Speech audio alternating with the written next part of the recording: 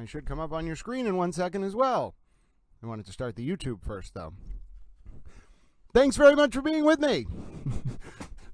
I have not... Nope, dropped my water bottle again. I have not even been able to really even eat. I have just been running around like a madman. My name is Grant Smith Ellis, and I am a towel. I still have my sunglasses on my head. I have not had 1 minute of respite over the past week. It's just constant. And I'm here with you now because Karen Reed has lost her pretrial motion to dismiss.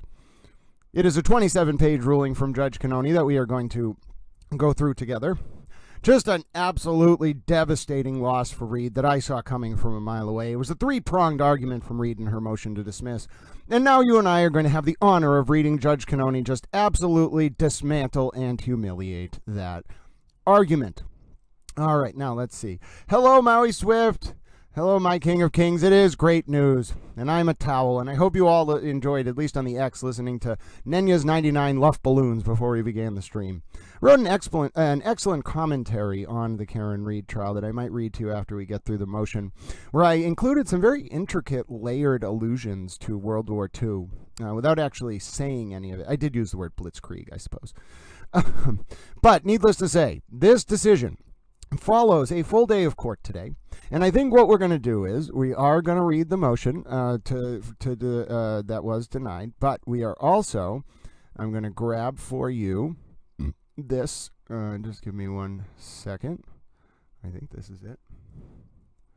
Yep, that's what I wanted to bring out. I'm going to play for you the video of Karen leaving court today, and then once we do that, I will start the motion to dismiss.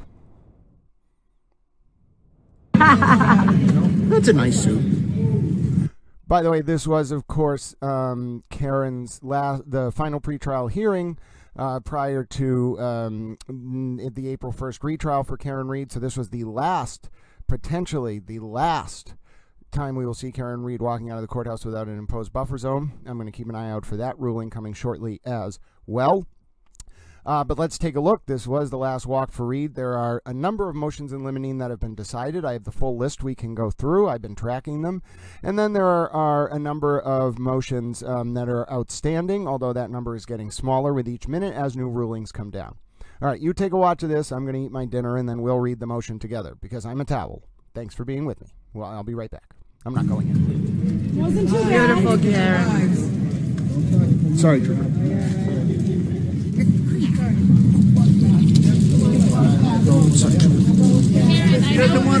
No comment. No comment. No comment. Keep it moving. Let's go.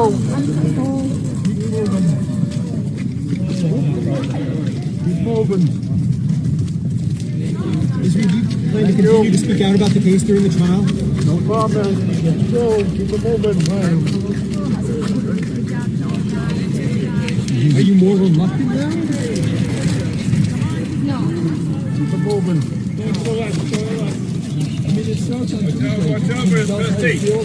Watch that pole, bud. That was the one I was telling you about. Do you stand by everything you told the documentary producers? No comment.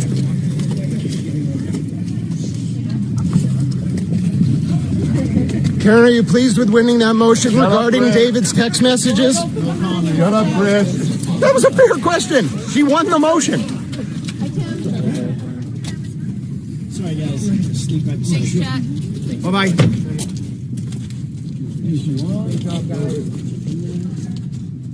Alan, you ready for the first motion?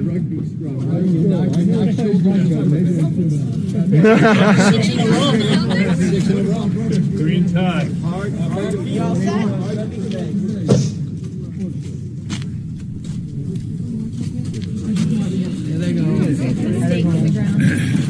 As soon as I hear you touch. How am I supposed to read that? Just read that again. Terry, take that. Did anyone see Miss Regina walk? I think she's on the other side of the SUV. Thank you. I was going to say good luck, but I decided against you. Why'd you decide against her? All right, boys. Tim, I'll see you then. Gee.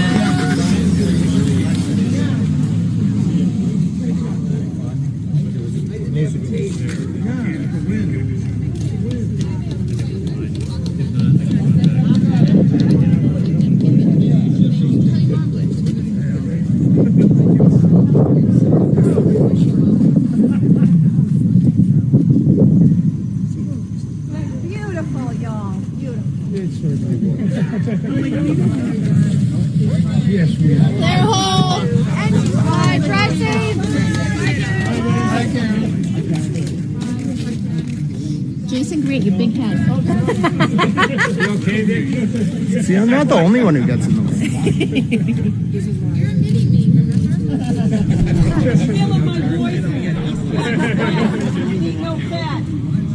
All right, breaking in, folks. We have a decision on the Karen Reed trial buffer zone as well.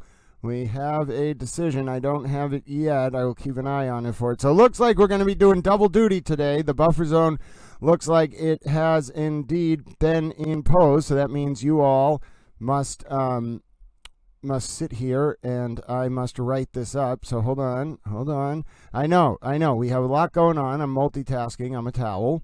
You all are wonderfully faithful towel audiences. All I have so far up on the docket is memorandum in order on Commonwealth's motion for buffer zone and order prohibiting signs or clothing in favor of either party or law enforcement. Now, what we can do is cross-reference that with the docket index and look back to the motion for the buffer zone and then see if it's allowed.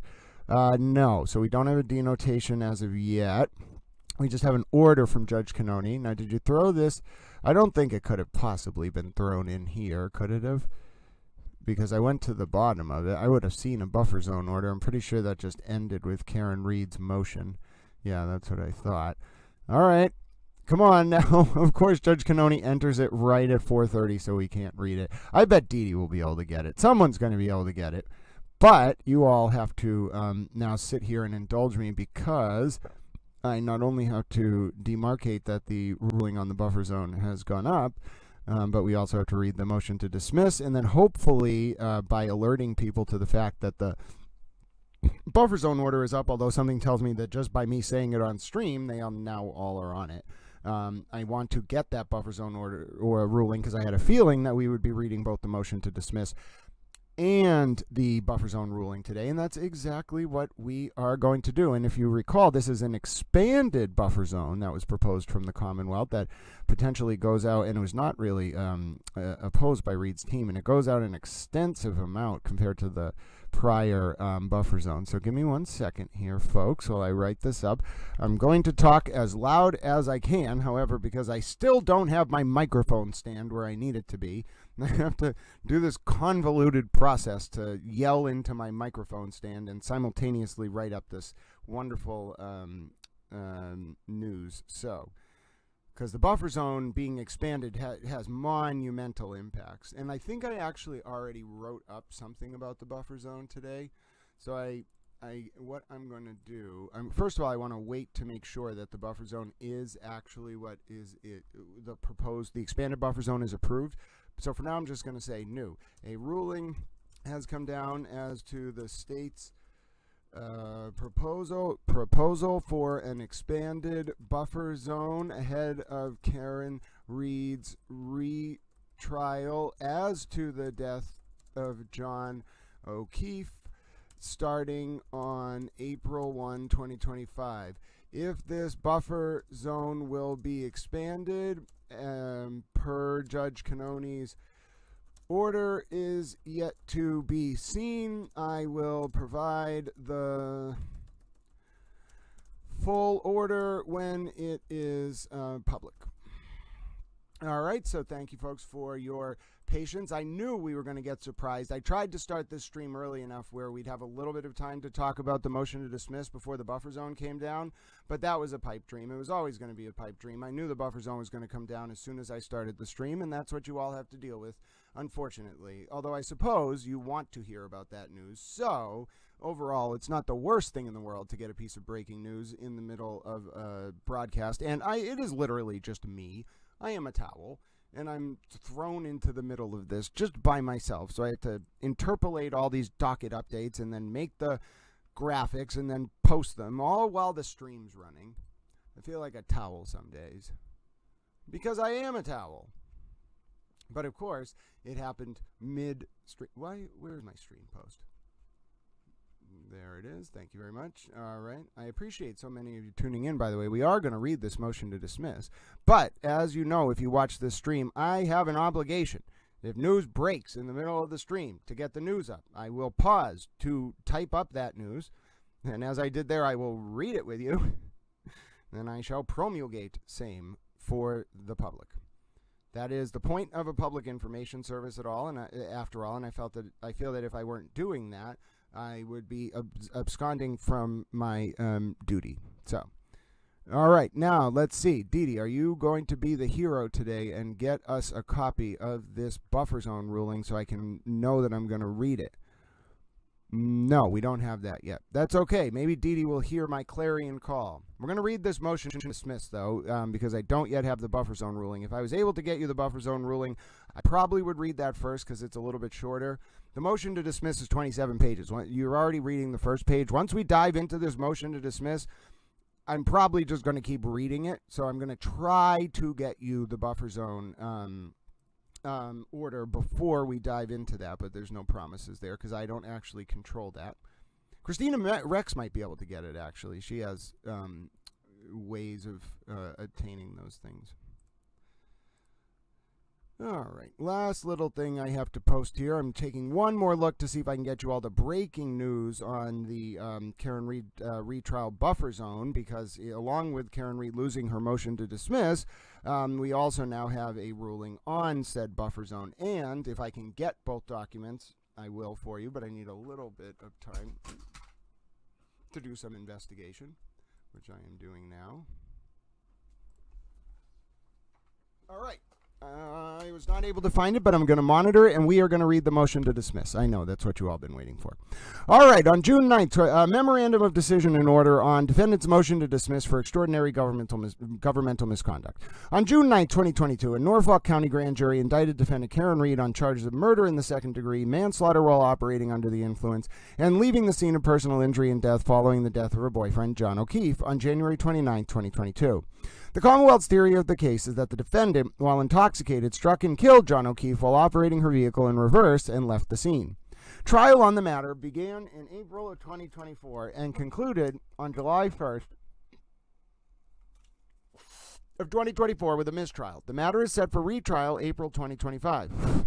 Ahead of the retrial, the defendant has filed a motion to dismiss for extraordinary governmental misconduct. Such a drastic sanction is justified only in response to the most egregious and truly harmful conduct. In all but the worst cases, the appropriate remedy is, at best, a new trial, such as the one that is scheduled to begin soon. Because the claimed violations here do not rise to a level that would justify the most draconian sanction of dismissal, and because the defendant's constitutional rights can be fully protected in the coming trial, her motion to dismiss is denied. Yep, so that's the short form.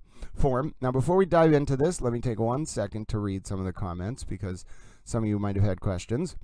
Bao was standing up for you when you left. I appreciate being able to talk to Bao today, and I appreciated his discussion. Hello, someone says hello, Maui. Some group with Erica was slandering you, and he told her she's fake and makes the FKR look bad. Oh, when I actually left. Yeah, I didn't watch Bao's stream because I was processing a bunch of documents, but I thought you meant when Bao was talking to me. I enjoyed our chat. Good afternoon, everyone, from the Finger Lakes region of New York. Hello, the Pilgrim Shadow. Can the motion to dismiss be appealed? Yes, but it won't. Karen was with her minion. Yes, but Mike is a nice guy. I like Mike. Grant, LOL, good job. I'm being a towel. I'm doing my very best.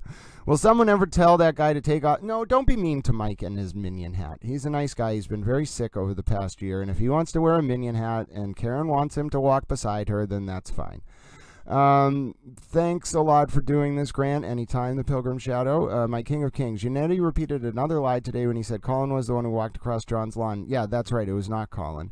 And the police report never said it was Colin. And if there was even a police report, there was some kind of report about it. It was never Colin. Karen made that up, in my opinion.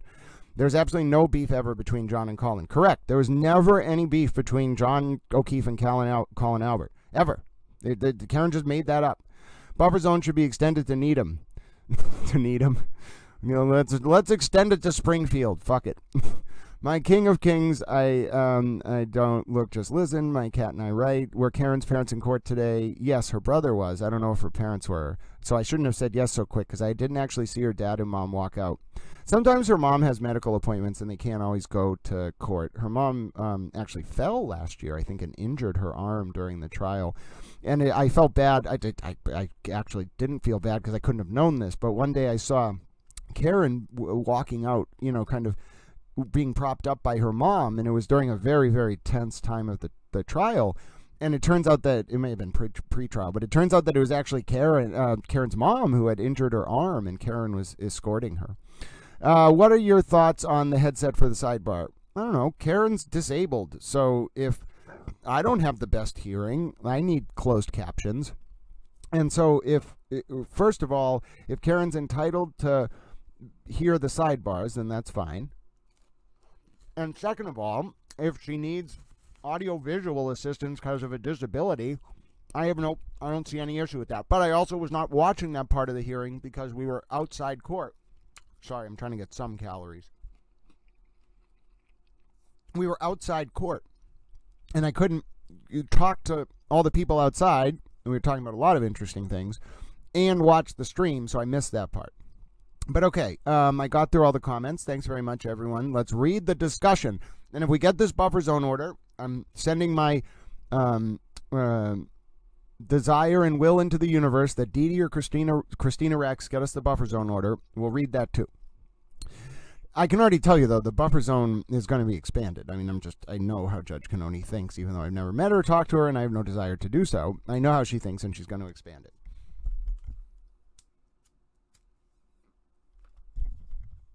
All right, Judge Cannoni, let's watch you tear apart the Karen Reed defense. All right, back to the motion to dismiss, the ruling on it.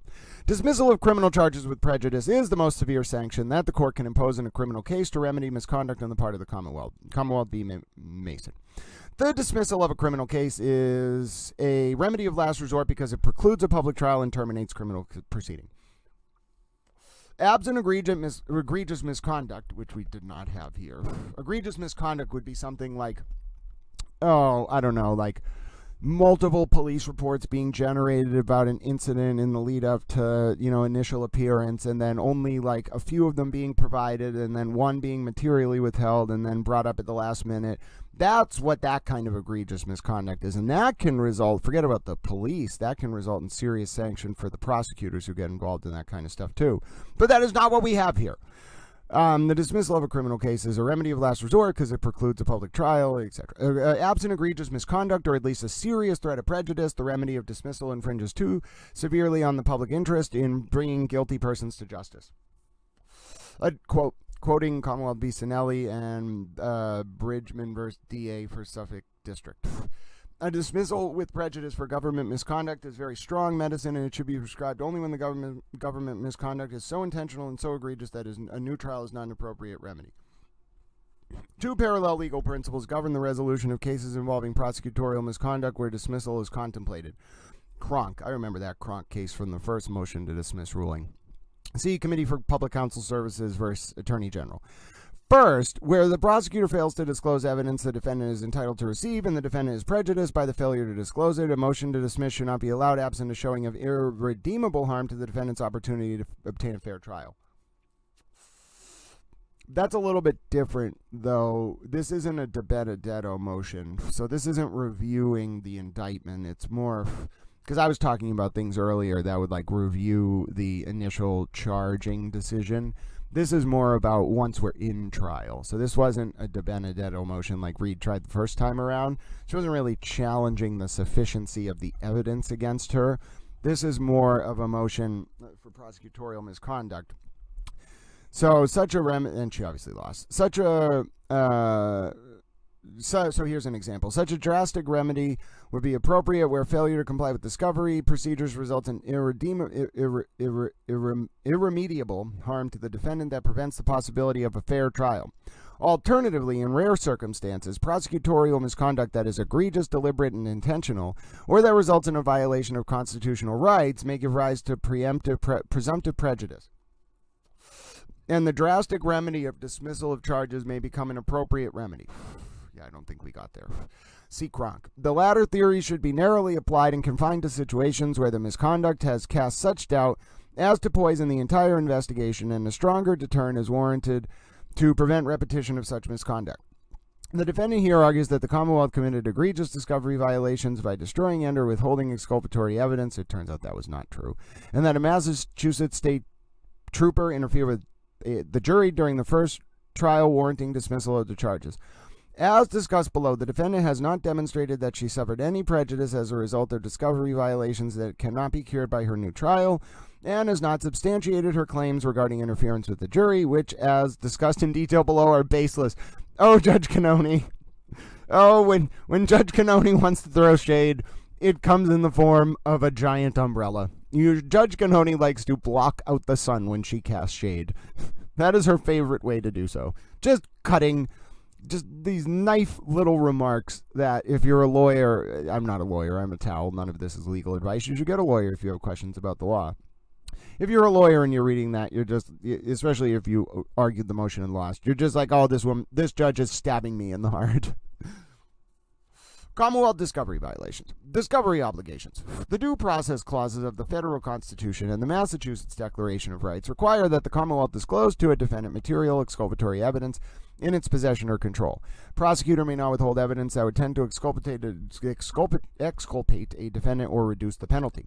Evidence is exculpatory if it provides some significant aid to the defendant's case, whether it furnishes corroboration of the defendant's story, calls into question a material, although not indispensable, element of the prosecution's version of the events, or challenges the credibility of a key prosecution witness. Exculpatory material is subject to automatic disclosure. That's true. The Commonwealth's duty to disclose exculpatory evidence to criminal defendants is further reflected in the Massachusetts Rules of Criminal Procedure and Rules of Professional Conduct,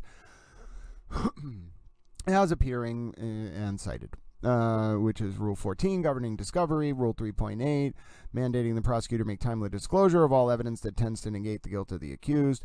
The duty to disclose derives from the core responsibility of a prosecutor to administer justice fairly. Graham, 493 Mass. 361.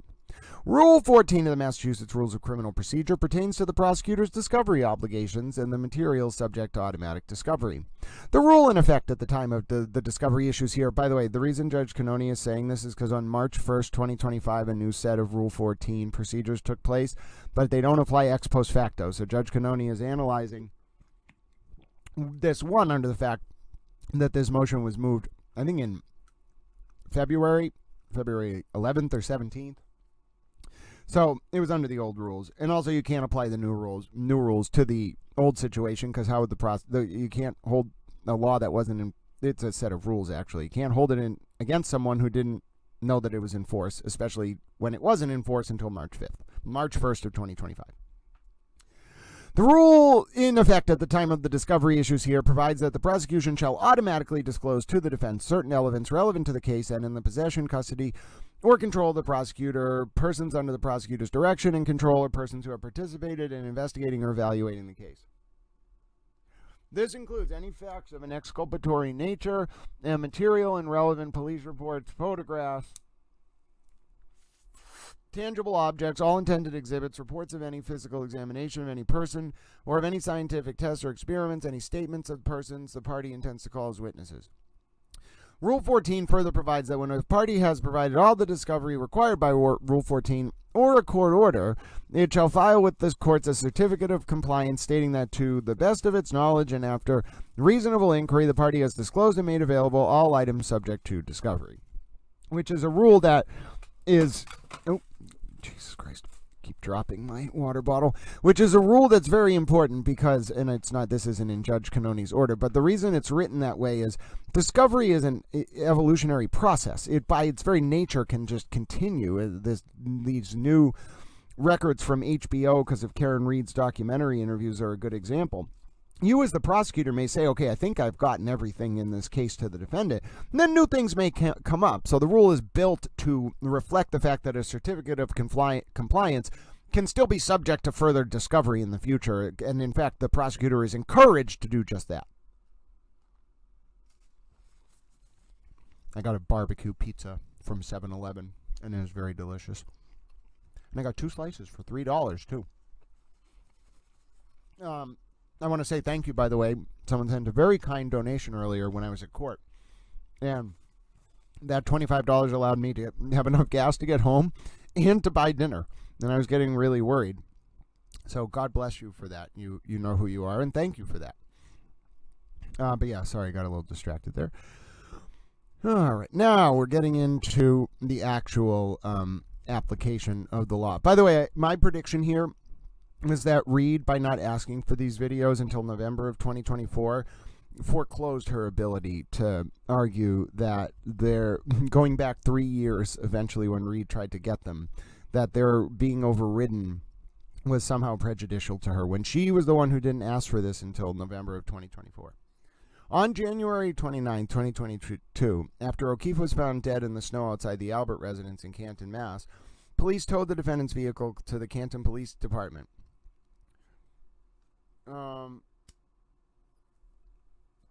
That's a bit of a truncated version of events, Judge Cannoni, because it was yes, that's all right, but the defendant's vehicle was moved from Meadows Ave after 10 or 11 a.m. by Karen and her dad and her brother's wife, all on the witness list, by the way, back to Dighton. And then it was in Dighton at 4:12 p.m. or something that eventually MSP comes and gets it. But that whole time, at 5:08 a.m., at 8:23 a.m., and then at 4:12 p.m., Karen's taillight is shown broken multiple times. And Karen's only argument about this CPD video was that because she was saying that her taillight was broken, or cracked but not broken, earlier in the morning, this CPD video could help her establish something about the state of the taillight.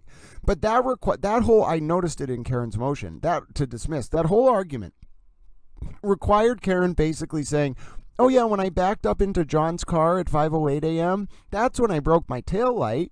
But obviously Karen's own experts from ARCA and the video evidence and everything else combined to show that a low speed impact between like 1 and 5 miles an hour, such as indicated on the 5:08 a.m. ring video from John O'Keefe's house, would never have caused Karen's taillight to break. So this argument Karen was making about this CPD video fundamentally revolved around this stupid taillight argument that was never going to be material to the case. And although I understand Karen might have had an insight in the moment that morning on January 29, 2022, to stage that bump into John's car to preemptively plant reasonable doubt, it's just a bad, like, it's not that, like, she's right. Karen said before, she's not a very good criminal mastermind. Yes, Karen, you are not a very good criminal mastermind. You had enough wits about you to spin up this chaotic nonsense, but you are not a criminal mastermind.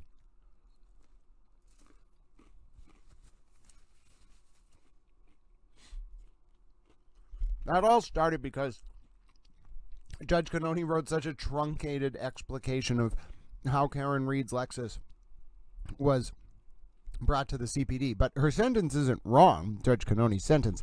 It just leaves out, like, I wouldn't say operative facts, but it just shrinks a very big window of time into a short window of time. But if you know the case, it's a fine way to explain it. Then Judge Cannoni is not necessarily writing for the public. Judge Cannoni is writing for the judicial record, which has its own, if it ever got appealed, it has its own supplement of facts and all that stuff. So she doesn't actually have to spell out every detail. The lawyers do. Judge Cannoni doesn't. There also, just as a pause, one time someone accused Judge Cannoni of violating her own protective order in a ruling. And I was like, Judge Cannoni can disclose whatever she wants in a ruling about her own protected material. It's her protective order. All right, back to this. There were multiple surveillance cameras in use at the CPD that captured the defendant's vehicle on a flatbed tow truck as it entered the Sallyport at approximately 5:30 p.m. There were also cameras inside the garage where the vehicle thereafter remained. According to the Commonwealth, surveillance footage from these cameras is automatically overridden on a regular basis. Footage from the night in question was not lost, however, because CPD Sergeant D.G. and Petro followed his customary practice of downloading the recording to a hard drive in 6-hour segments. On February 2nd, 2022, the defendant was charged with manslaughter, motor vehicle homicide, and leaving the scene of personal injury and death in Stoughton District Court. That day, the defendant filed an emergency motion for preservation of evidence pertaining to certain specific evidence in connection with the charges, which was granted. The preservation order sought to preserve, inter alia, all physical evidence, including anything present on or near the decedent at the time his body was discovered, anything found at the alleged crime scene. The lead investigator in the matter, Massachusetts State Police Trooper Michael Proctor, took possession of requested CPD video of the Sallyport in February 2022, but did not turn it over to the prosecutors. Instead, for reasons unclear on the record, he kept the material in his case file. On June 9, 2022, Norfolk County Grand Jury indicted the defendant on charges of murder in the second degree, manslaughter while operating under the influence of alcohol, and leaving the scene of personal injury and death. On October 5, 2022, this court issued an order directing the Commonwealth to provide the defense with, inter alia, all crime scene photographs and or videos taken in connection with this case, including but not limited to photographs documenting the purported recovery of pieces of white and red plastic outside the residence located at 34 Fairview Road on 1/29/2022 and 2/4/2022, including the metadata associated with those photographs and videos. All right, pause. We're checking for the buffer zone order. No, I know. This is real-time news reporting, my dear friends. And I must say that in order to effectually cover and report on this information, I occasionally need to take time to see if we can get the buffer zone order. All right, let's see here. What about Miss Christina Rex? I like Christina Rex. She's an excellent reporter. Do we got it? Do we got it? Come on, Christina. Is this it or is this not it? Buffer zone or no? No! Christina, this is just a motion to dismiss. Where's the buffer zone? Oh, interesting. Thank you for this. Looks like there's a transcript between the court and a juror.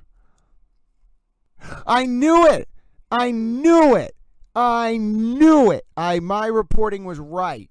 It was that a juror was out at American Legion or some bar in Dedham, and that the juror was reported to have been recorded talking about the case. The juror said at a month ago, all right, we're going to get to that in a second. All right, this looks really, really bad inside this motion to dismiss. Great catch, Christina. Great, great catch. Now, if you could get the buffer zone ruling, that would be amazing too, because you're a venerated honorary towel, or Dee Dee, or anyone. If we could just get the buffer zone ruling so I can figure out its parameters. Folks, just so you know, I just saw a preview on Christina Rex's feed. We are going to get to a bombshell section of this document that apparently indicates that a juror really did get confronted with allegations that they were recorded talking about the case during the trial at a bar in Dedham. I knew it.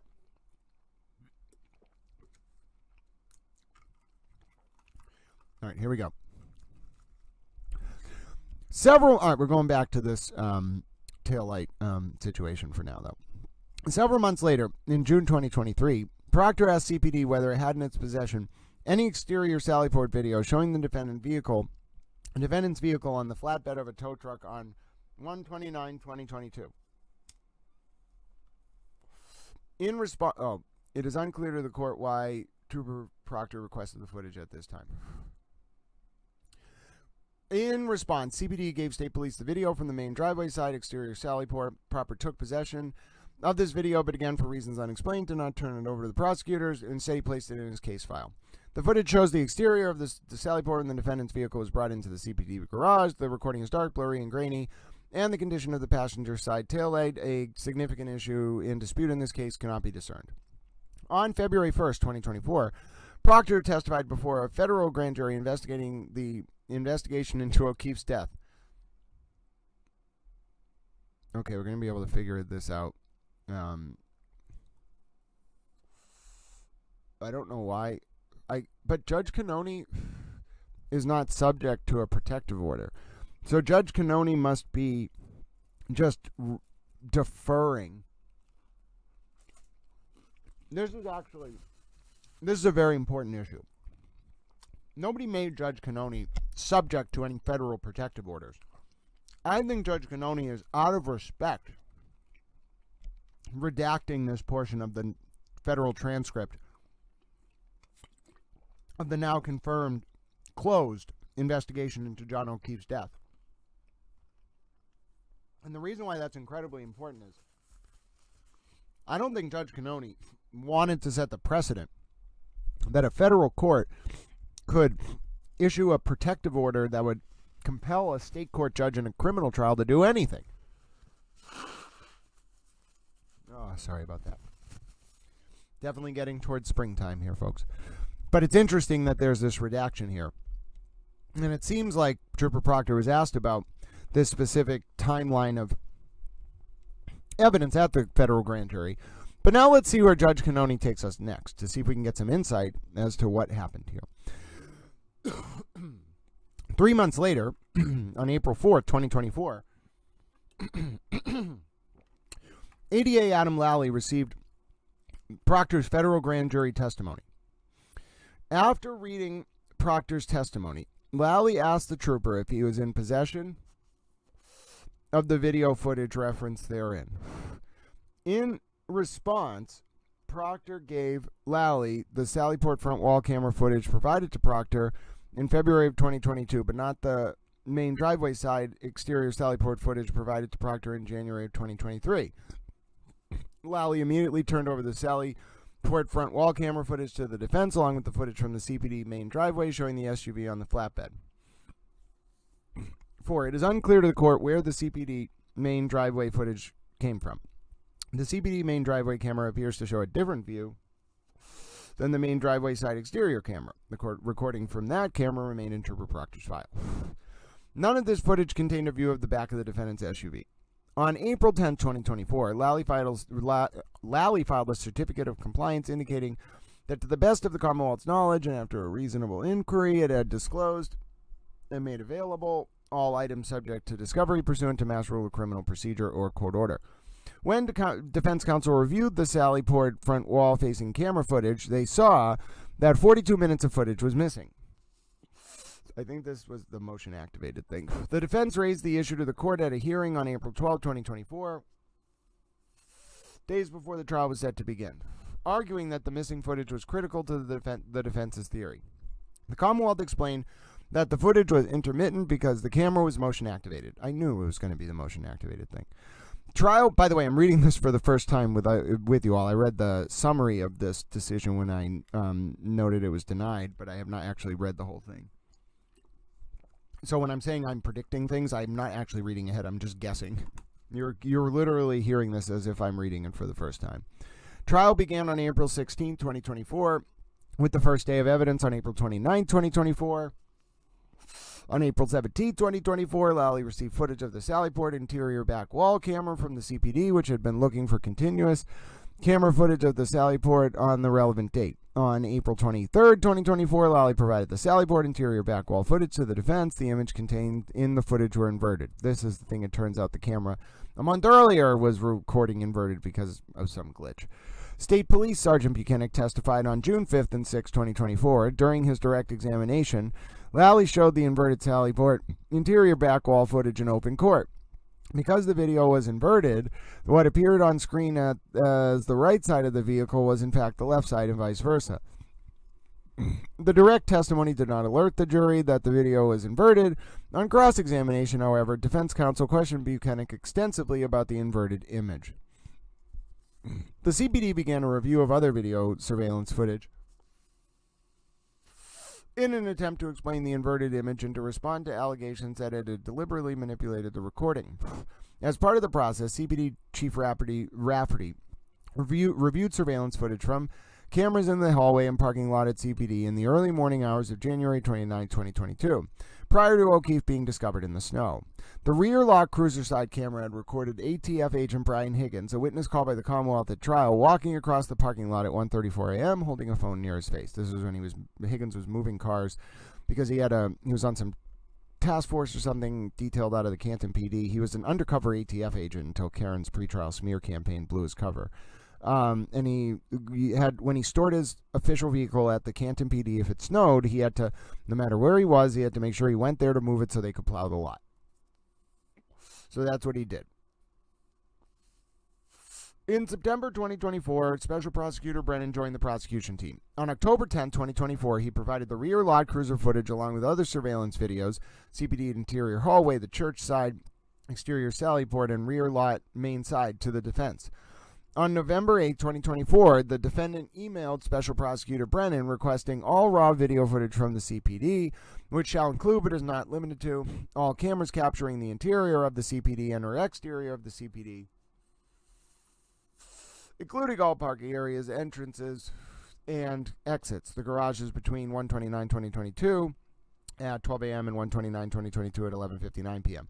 Now notice, this is when the defense finally makes this request, November 8, 2024. I think it was done by Elizabeth Little.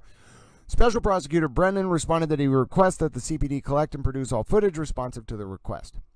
Thereafter, Brennan asked all associated law enforcement to go through all files and databases to facilitate a review of any footage. During this process, Brennan came into possession of the main driveway side exterior sally port footage originally obtained by Proctor in June of 2023 and not previously turned over to the defense. On January 28, 2025, the Commonwealth turned over the main driveway side exterior sally port video to the defense. As noted above, the footage shows the exterior of the sally port when the defendant's vehicle was brought into the CPD garage, but the quality of the recording is, as noted, poor. Judge Cannoni is going to go on to say that because the recording is poor, it can't possibly be sorry, I read emotion. It can't possibly be helpful to read this footage in any way, not only because the taillight was broken on video at 5:08 a.m. and 8:23 a.m. and at 4:12 p.m. on 1/29/2022, which is before the car got to the sally port, but it can't be helpful because it's not clear. Defendant's arguments. The defendant argues that the Commonwealth provided an untimely disclosure, withheld or destroyed certain CPD videos in the violation of Rule 14 Brady and the court's preservation order and October 5, 2022 order on motion to compel. She further contends that the timing and quality of the video footage that has been produced demonstrates that the Commonwealth sought to intentionally deprive the defendant of exculpatory evidence. According to the defendant, the Commonwealth's conduct was so egregious that dismissal is warranted. This argument is flawed in several respects. I love Judge Cannoni.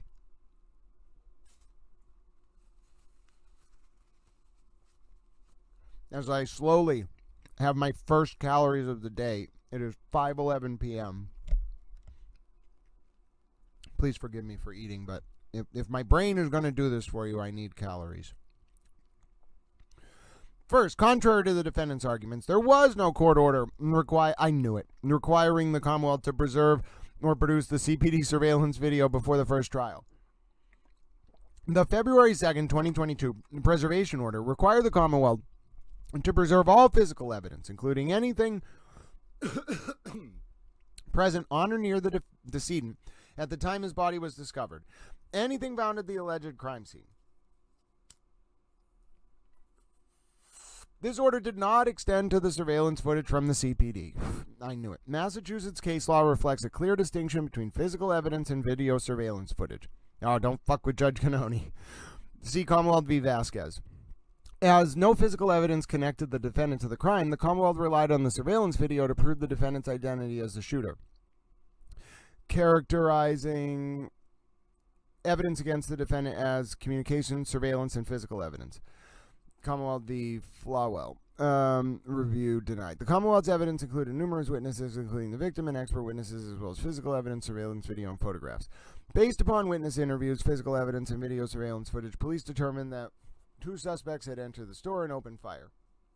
Moreover, where the physical evidence described in the preservation order was further defined as including anything present on or near the decedent at the time his body was discovered,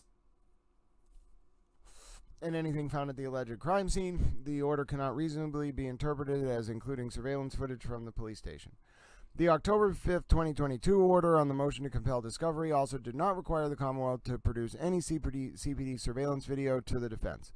That order required the prosecution to produce evidence of all crime scene photographs and or videos taken in connection with this case. The CPD was not part of the crime scene, and therefore the order did not compel production of the CPD videos. This is not the end of the inquiry, however. The absence of a court order, because technically there's Rule 14 requirements, the absence of a court order requiring production of the CPD surveillance does not foreclose the possibility that production may still have been required under Brady and or Rule 14. Judge Cannoni, smarter than me. I thought it was just going to be Rule 14. The defendant contends that the prosecution should have inquired of the CPD if any footage existed and then produced all the footage because she maintains that it contains exculpatory evidence. I don't agree with that. I don't agree that the evidence is exculpatory. Specifically, the defendant argues that the footage shows Proctor approaching the taillight in a manner that she says supports an argument that he tampered with the evidence, assuming without deciding that the footage is actually useful to the defense.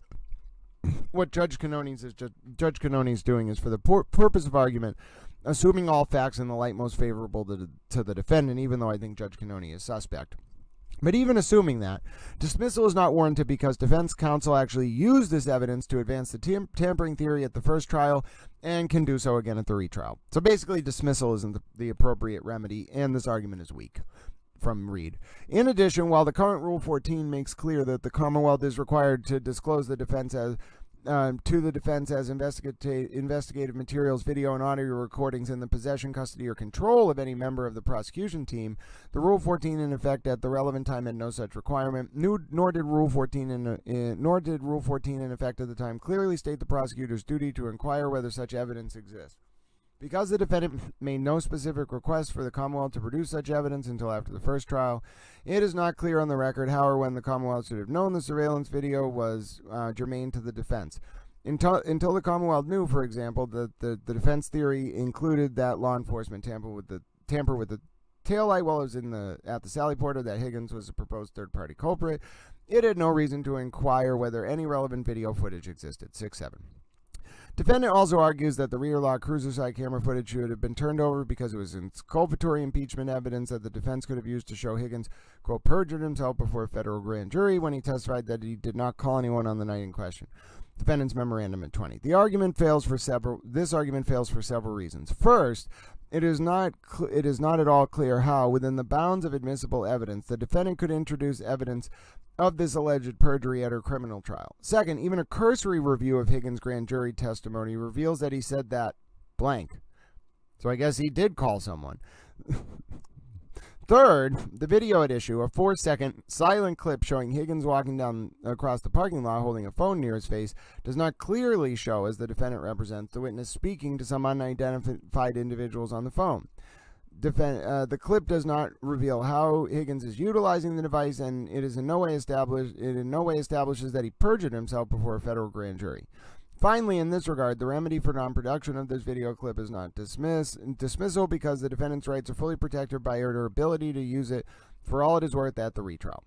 Number 7, the same sentence with 2 footnotes. With respect to the main driveway side exterior Sallyport cameras, even if Proctor should have turned it over to Lally prior to trial, the quality of the footage is so poor that it is impossible to tell the condition of the taillight or how close anyone was to the right taillight. To the extent that the defendant contends that the footage could have been used to impeach Buchanan's testimony, she will have the opportunity to do that at retrial. All right, so we had just read footnotes 6 and 7. This is not to say that the Commonwealth had no duty to turn over the Sallyport interior back wall footage before the first trial. The production during trial was undoubtedly late. However, the defendant received the video more than a month before it was submitted into evidence, and because she has advanced no argument as to what, if anything, her counsel would have done differently if the disclosure had come earlier, the defendant has not shown she was prejudiced as a result of the late disclosure. I saw that one coming.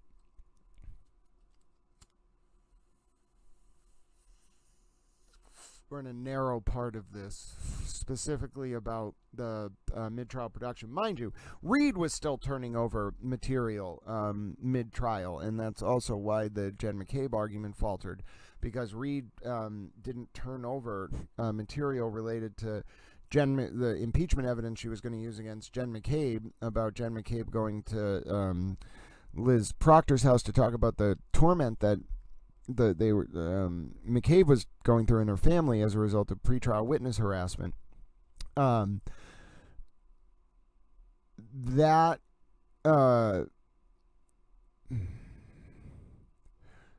That's also a very weak part of this argument, and I had forgot where I was going there because I was then starting to read again. Oh, right, so Jackson had turned over that impeachment evidence like halfway into trial too, so neither side was perfect on turning over all discovery, and there was no prejudice here. Defendant made the requisite showing of prejudice by detailing the manner in which he had been informed of the witness statements. He would have altered his defense tactics to undermine the veracity of the statements. So basically saying that Yannetti needed to cite Commonwealth v. Rodriguez-Neves, which I've heard of before, actually. And you can show it by detailing the manner in which, if you had been informed of the witness statements, you would have altered the defense's tactics, and Reed didn't make that argument, so she foreclosed it. I see what it now means to be a judge. It's not just that you write rulings, but you're like, yes. And if you had only argued this, maybe you would have gone different. It's a little bit of flexing. Like, you didn't do enough shepherdizing, counsel. I like Judge Cannoni. Very smart. Very subtle. Very intelligent, but not braggadocious. All right, let's check footnote 8. Moreover, during cross-examination, Jackson questioned Buchanan extensively about the video being inverted, and even played a corrected version of the video that was not inverted, leaving no doubt in the mind of the jurors that the video played by the Commonwealth was not a fair and accurate depiction of what had occurred inside the Sally Port. Thus, the disclosure was sufficiently timely to allow the defendant to make use of the evidence as preparing and presenting her case. Yep, there you go. In preparing and presenting her case. All right, continue. The defendant also argues that the Commonwealth has violated Rule 14 by failing to preserve all the footage with the metadata. There is no merit to this argument. The defendant did not make any specific request for the original footage with metadata before the first trial or before it was overwritten. There is nothing in the version of Rule 14 then in effect, or the current version, that entitles the defendant to the metadata or log files underpinning surveillance footage in the possession of the Commonwealth. And the defendant has not directed this court to any authority suggesting preservation of such evidence is required. Nor has the defendant demonstrated that the metadata would have been exculpatory evidence. She offers no evidentiary support for her argument that the metadata would confirm her theory that members of the CPD or state police doctored the footage to prevent jurors from seeing the condition of the defendant's taillights before it was within the custody of law enforcement, and from seeing Proctor damage the taillight. A defendant who seeks relief from the loss or destruction of potentially exculpatory evidence has the initial burden to establish a reasonable possibility, based on concrete evidence rather than a fertile imagination, that access to the evidence would have produced evidence favorable to his cause. That's exactly what I pointed was going to be the downfall of Reed's whole argument here, which is Commonwealth v. Key and Commonwealth v. Cater. Commonwealth v. Key, that is, the defendant must establish a reasonable possibility that the lost or destroyed evidence was in fact exculpatory. Lastly, to this claim, to the extent that the defendant claims to have rights based upon the Commonwealth's handling of metadata, she will have the opportunity to seek regress in the context of retrial. Withholding of exculpatory statements by Jennifer McCabe. On May 7, 2024, during the first trial, actually, let's pause here. I'm going to take questions on Section 1. All right, let's take a look. Let's see. KR is now the lead counsel. How is KR disabled? She has MS. She came up because her and Jen McCabe both have it. That's why Jen McCabe made a typo in the snow at 6:23 when Karen asked her to Google how long it takes to die from hypothermia. That was at 6:23 and 6:24 a.m. at the scene of John O'Keefe's death. Jen McCabe mentioned that her hands don't function as well in the cold because of MS, and it also came up that Karen has MS. So yeah, I mean, MS is a degenerative neuromuscular disease, so I don't know if it affects hearing, but I'm not gonna. If she has a medical need, I think that's enough. Someone said slow down. Sorry about that.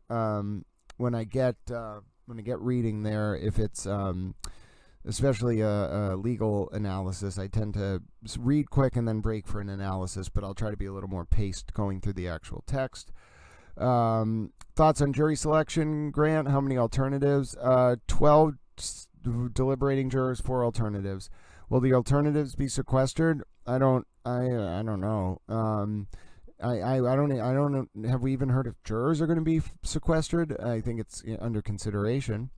Let me be frank with you, says Grant the Man. Thanks very much for being here, Frank. What about the empty beer cans? No, Colin never threw any beer cans on anyone's lawn. That was Karen just manipulating people. 7-Eleven pizza and 7-Eleven BBQ pizza and some weed. What a day. Yep. The medication that allows me to eat, and then the food. Jimbo says, damn, Grant is always correct many times before it comes out. Amazing how his brain works. Good job, Grant.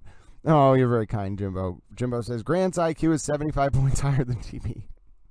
I don't think IQ is a very good way to measure intelligence. From a legal standpoint, Mazda, Kimmy K says, from a legal standpoint, Mazda does so many things differently. Jimbo says, thank God for Grant. Pot is legal in Massachusetts. Yes, well, I don't know if you know this, but Grant is part of the reason that cannabis is legal in Massachusetts, and Grant also helped to implement the regulatory framework and keep an eye on it for adult and medical use cannabis in the Commonwealth, and Grant helped update the Chapter 180 of the Acts of 2022, which changed around a number of different elements of the regulated adult and medical use market. Yes, so I think it's more, thank God for Massachusetts that pot is legal, and Grant was happy to help with it. Man, he is always so agitated. It's horrible, but sorry, I can't follow it. Makes my waves go overboard. I don't know who we're talking about. I mean, I wouldn't say I get agitated. I just more get into the motion, and I'm quite passionate. So great job. Great news, Grant. Thank you, Grant. Appreciate you, D and Rita. D, Grant, rather than you having to spend all that time painfully reading, perhaps just give us your professional opinions on the ruling in general. I'd rather hear your thoughts and analysis. Oh, so the analysis and thoughts are she lost the motion to dismiss for exactly the reasons that were predicted, but reading Judge Cannoni's rulings are very special because we are about to get to a very special caveat, and yes, it may be laborious. What was really laborious was reading the 50-page First Circuit reply from Caleb Schillinger last night. That was laborious. This is fascinating. And the reason why is it's Judge Cannoni talking about a case she knows very well. And although the ruling may have a surface level impact of, okay, that's denied, the 3 different elements of Reed's arguments were all meritless and here's why, what you really want to read, as much as you want to hear me tell you at the end why it's important, you want to hear Judge Cannoni say it. And why, I'll, throughout the reading, explain to you why she's saying little things in annotated footnotes. But you want to hear Judge Cannoni's words here because this is the only time you ever really get to hear Judge Cannoni, although it's me reading it, speak. And that's incredibly important. Let's see. Slow down for us old folks that are listening. Okay, I'll do my best to take a breath. Cox says Grant is amazing. Thank you. I appreciate you, Cox. Penny Fortin smiles. Busty DD says, what was the temperature of John's phone discussed today? I need to rewatch that. I was running to 6 different locations. And Penny Fortin says, I agree, want to form my own opinion. Yeah, I want, obviously, you're going to hear some of my opinions in here, but really try to, if you're not reading it, try to listen to what Judge Cannoni's saying. This is a case most of you know well. Judge Cannoni knows it well. And try to read between or listen between the lines. And then we'll talk about what I think are and as we get to the bigger moments, I'll tell you what they are. But what I think are the bigger takeaways from this document. But I appreciate all the insights. I'm used to just talking at my regular cadence. This is the pace that I write at and normally speak at. I'll try to slow it down a little bit. I realize that the cadence doesn't always flow with how people are used to listening to human voices, so I'm aware of that. And yes, I can do this for 6 hours, by the way, which is apparently the upper limit of the human vocal cords is 3 hours of continuous speaking, and I can just do 6 to 8 hours without even missing a beat. Maybe my throat feels a little scratchy. But yeah, I'm not really sure how I can do it. I don't really understand. All right, let's get into this Jennifer McCabe situation. And what this basically comes down to is Reed turned over impeachment evidence that she wanted to use against McCabe very late. And then Reed tried to argue that she didn't have a chance to really cross McCabe about some of these pieces of evidence, and we'll find that it's just a very, very weak argument. On May 7th, and then what it really comes down to is Reed had the chance to recall McCabe to the stand, and Alan Jackson was like, why would I destroyed Jen McCabe? Why would I call her back? And first of all, that was stupid for Jackson to say, because he didn't destroy Jen McCabe. And 97% of people who watched that trial came away thinking Jen McCabe Googled how long to die cold at 6:23 a.m. and 6:24 a.m. and Karen Reed's expert Richard Green was a moron who had no idea what he was talking about, misinterpreted a WallDB file in the Celebrite extract of McCabe's phone so poorly that Celebrite was forced to update its software so no one would ever make a misinterpretation of this data ever again in that way. I don't think anyone thought Alan Jackson destroyed Jen McCabe, and then Alan Jackson also, as I think we're going to see, foreclosed his chance of ever bringing up anything about McCabe in the context of not having a chance to cross her more by saying, I don't want to call her back to the stand, which was the stupidest thing that Jackson could have said. Just braggadocio run rampant.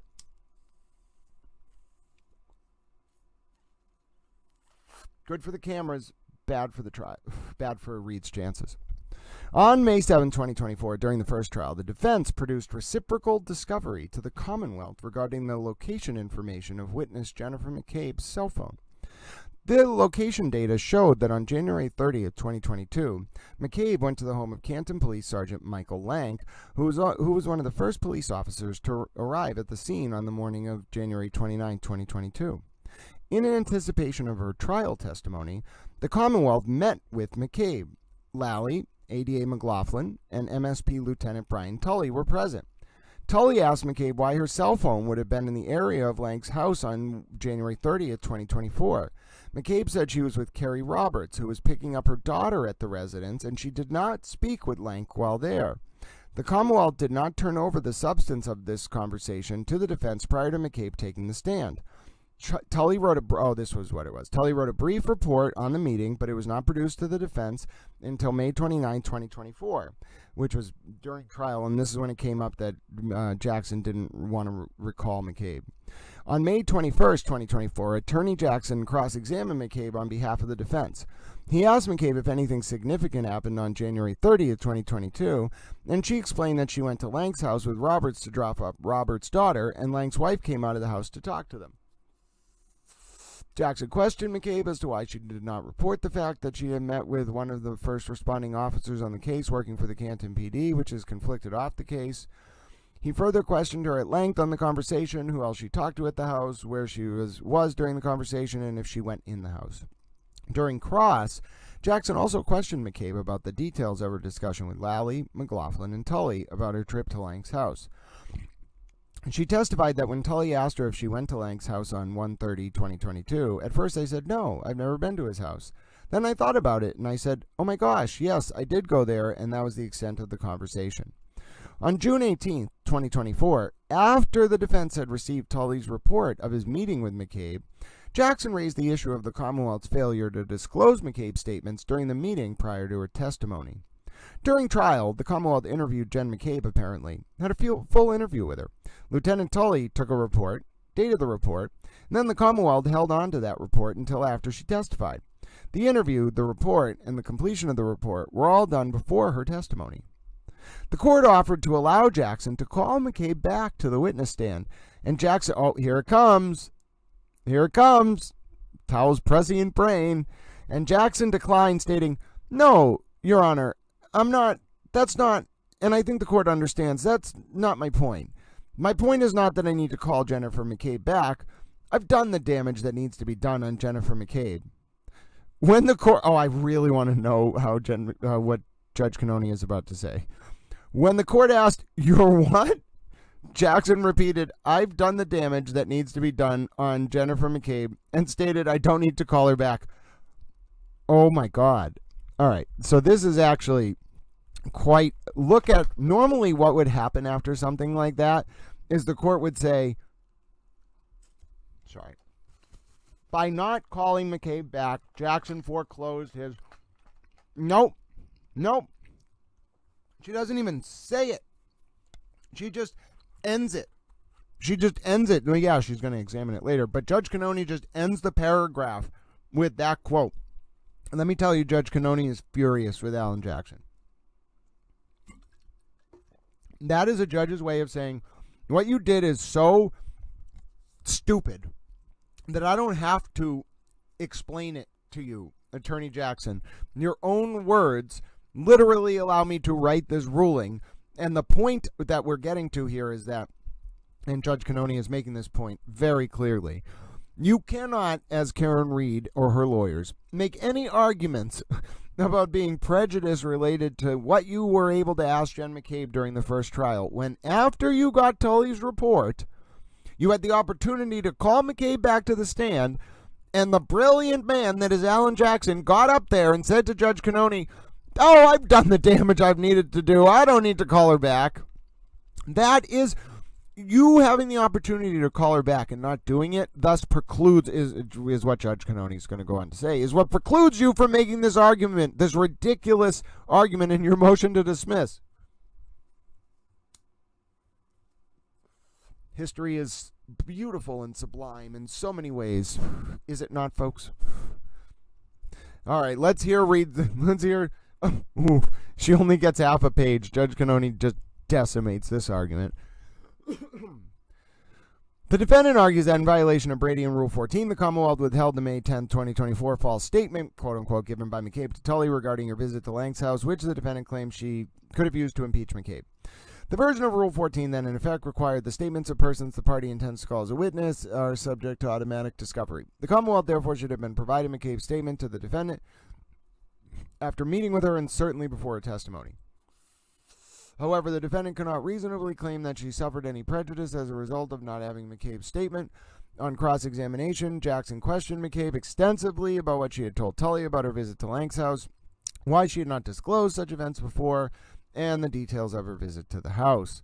Moreover, Jackson expressed satisfaction with, quote, the damage he believed he had inflicted on McCabe's credibility. When he declined the court's invitation to recall McCabe to the witness stand in this matter, Jackson undermined any newfound claim of prejudice based on the late disclosure.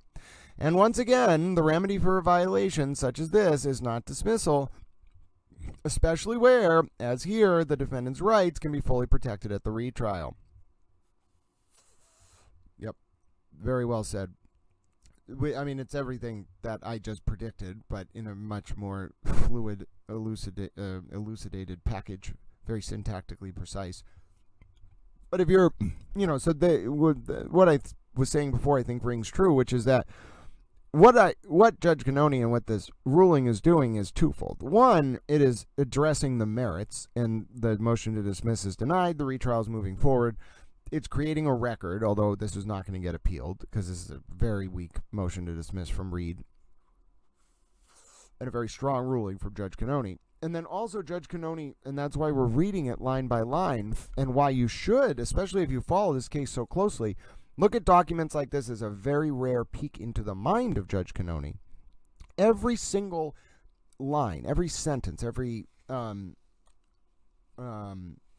section of this ruling has some meaning.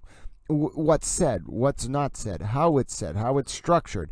Judge Cannoni is speaking to us. She's not doing it directly, but if you, that's why I'm taking the time to, again, read it through line by line. If only you can peel back the layers, there is a lot here about Judge Cannoni's mind, and she has no obligation to say, I feel X, Y, and Z, and she never will say that in the court rulings or otherwise. But if we, as an informed reader base, know what we're looking at, this document is a gold mine. All these documents are a gold mine. It's like insight into the mind of Judge Cannoni. And you have to, as I said, really think about what Judge Cannoni is thinking about when writing it. You're not just listening to the words or reading the words on the page. You have to think about what Judge Cannoni has in her mind when she's writing the words, because writing is this symbiotic exercise with your audience where you're anticipating what the audience is going to think, and then that's impacting how you are in turn writing the document. So to reconstruct what an author of a document, especially something like a court ruling, is doing, you really have to think about what the author is thinking about how their text is, or how the author is thinking about how their text is going to be perceived. And in this case, we have it on multiple levels. We have the analysis functioning on multiple levels. You have Judge Cannone writing for the lawyers and trying to just tell Alan Jackson he's an idiot. And then you also have Judge Cannone on another level writing for the informed members of the bar, telling them what's going on with this case and how she sees through the noise and nonsense and is really putting her foot down on the defense. And then simultaneously, on the third, more surface level, it's rendering a ruling on the motion to dismiss. Any good text, whether it's fiction, nonfiction, court rulings, or whatever, is going to, if it's working correctly, be a reflection of what you bring to the text. 100 people can read a text. They probably, if we were doing a bell curve, like most 50% of them are going to be reading the document on a very surface level and not get most of the document. But then the other 50%, you may have some people who are catching 10% of the references, or all of them, or 75%. Everyone is going to get something different from a document based on what they bring to it. But no one is ever going to be truly inside the mind of the document's author. And it's even more true when the author is not like a public figure who is not speaking a lot. These are rare peeks into the mind of a very brilliant jurist in Judge Cannone. All right, so let's see. Remedy for discovery violations. As noted repeatedly herein, the defendant has not demonstrated that she suffered any actual prejudice based on the Commonwealth's late disclosure or failure to disclose evidence before the first trial. However, even if the defendant were able to show prejudice, the appropriate remedy would not be dismissal of the charges. Dismissal with prejudice is a remedy of last resort. Under the circumstances of this case, where there was a mistrial and the defendant now has the evidence at issue prior to the second trial, she cannot show that she suffered irredeemable harm to her opportunity to obtain a fair trial. Indeed, even in cases where the withholding of evidence is brought to light after a conviction, the remedy is most often a new trial, not dismissal of the charges. New trial order where prosecutor failed to pass along defense counsel's request to federal authorities for FBI investigative reports that were later revealed to support defendant's alibi of defense. Commonwealth v. Buck. New trial warranted where prosecutor failed to disclose complete surveillance videotape which would have supported defendant's alibi. CF Dilworth. Dismissal appropriate where defendant was prejudiced by government's deliberate refusal to produce court-ordered discovery. So the Judge Cannone's distinguishing those three situations and saying nothing the defense alleged here reached that level, so the argument fails. Nor has the defendant shown that the Commonwealth's conduct was so egregious, deliberate, and intentional that prejudice should be presumed. Such a theory, quote, should be narrowly applied and confined to situations where the misconduct has cast such doubt as to poison the entire investigation, and a stronger deterrent is warranted to prevent repetition of such misconduct. The facts before the court do not depict a concerted and intentional... so see what I mean? You find little sentences like this. The facts before the court do not depict a concerted and intentional effort by the prosecution team to deprive the defendant of discovery, which would have aided her case. Even if the defendant were able to show that the conduct at issue here on the part of members of the prosecution team was intentional, the remedy would be a new trial with a timely disclosure of the evidence, not dismissal. And Brennan was already turning over this evidence, and there's going to be a new trial. So both of those things have already happened. Quoting Lum Ho 2, Mass, 391 Mass. Whether an indictment should be dismissed upon the defendant's motion where the prosecution had acted improperly turns primarily on the ability of the defendant to obtain a fair trial after and in light of the impropriety. In this case, defendant's rights to the disclosure of evidence pursuant to Brady and the rules of criminal procedure are fully protected because no verdict was returned at the conclusion of the first trial and a retrial is about to start. She has suffered no irremediable loss of any constitutional right, and her motion for dismissal on these grounds must be denied. Yes, and now we get the weakest part of the argument, but the part where Judge Cannone was most offended. So I'm going to have a piece of a Butterfinger.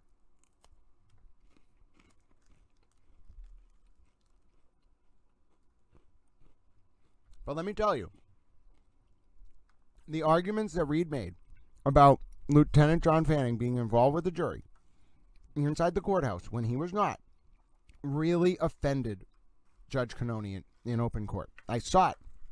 I heard it. It offended Judge Cannoni's court staff. It offended the judicial process. The jury is solely the responsibility during trial of the trial court officers who clearly take their job very, very seriously and know the bounds of their job very, very seriously. And so when Reed started making allegations that an MSP trooper was involved with overseeing the jury or in the courthouse or whatever, that really offended Judge Cannoni. And I promise you, the section of this ruling we are about to read, not only does it contain this bombshell transcript about a juror getting caught talking about the case during the Reed case, during the pendency of the first Reed trial at a bar or something, but at the same time, it's going to reflect incredulity. Judge Cannoni is going to be very, very upset. Oh, that's what I wanted to do. I totally forgot to. I was going to make a post saying I was going to share the YouTube link, and then I totally forgot to. All right. Stay with me, folks. Stay with me. I'm gonna do that, and then I'm gonna read some of your questions, and then we'll get on with our. We'll finish up the last few pages of this, and then I'm going to keep a very close eye on the oh, thank you so much to someone who just sent a donation. I really appreciate it. As I looked down to my phone to see if any news had come in, I saw a donation came in. I'm literally extremely it means so much to me. 1 second. Any buffer zone? I'm checking right now on the buffer zone. Give me 1 second, and then I'm also going to share this, and then I'm going to grab this. Oh, I'm sorry. I said to myself, oh, if I do this stream today, I'm going to try to share it, the actual YouTube, because I have been trying to... Oh, by the way, if you're watching on the YouTube, please feel free to subscribe and give a like on the video. It really does help, apparently. I don't know much about YouTube. I do a lot of streaming on X. And far more people watch there, but I like building up this YouTube. I'm grateful to have those of you here with me, and yeah, if you'd be kind enough to give a like and subscribe, apparently that really helps the channel. All right, so someone said Grant's gonna make an amazing attorney. He's brilliant, like Hank Brennan. Oh, that's very touching. You're very kind. I don't know if I'm gonna go in to practicing law. I mean, I want to teach. I kind of want to do mediation. There are just certain things that I think I want to do, but I don't know if actually practicing as a trial lawyer is what I'm going to do. But we'll see. You never know where history takes us. Karen's lucky to have had Judge Cannoni, otherwise she'd be scooting along in her shiny new orange slides, probably. Cox says, Kimmy, yes, I've never seen this in a courtroom before. Judge Cannoni took 3 days to rule on a gag order. All right, we'll get back to comments in a second because I shared what I wanted to share. The other thing is, let me see if I can actually get us some insight here on what is, I think, quite important, which is the... oh, someone also sent a donation. Thank you so much. But I'm going to try to get you all an update on the gag order, the buffer zone ruling, because that's something that I think is very, very important. Let's see. Yeah, I'm trying to see if anyone has the buffer zone. Come on now, somebody get us the order. No, just a bunch of people joking, saying they think it's a 7-mile buffer zone. It is not. Maybe Christina Rex has it. Nope, nothing up yet. All right, we'll continue. All right, this section should be really good of the denied motion to dismiss.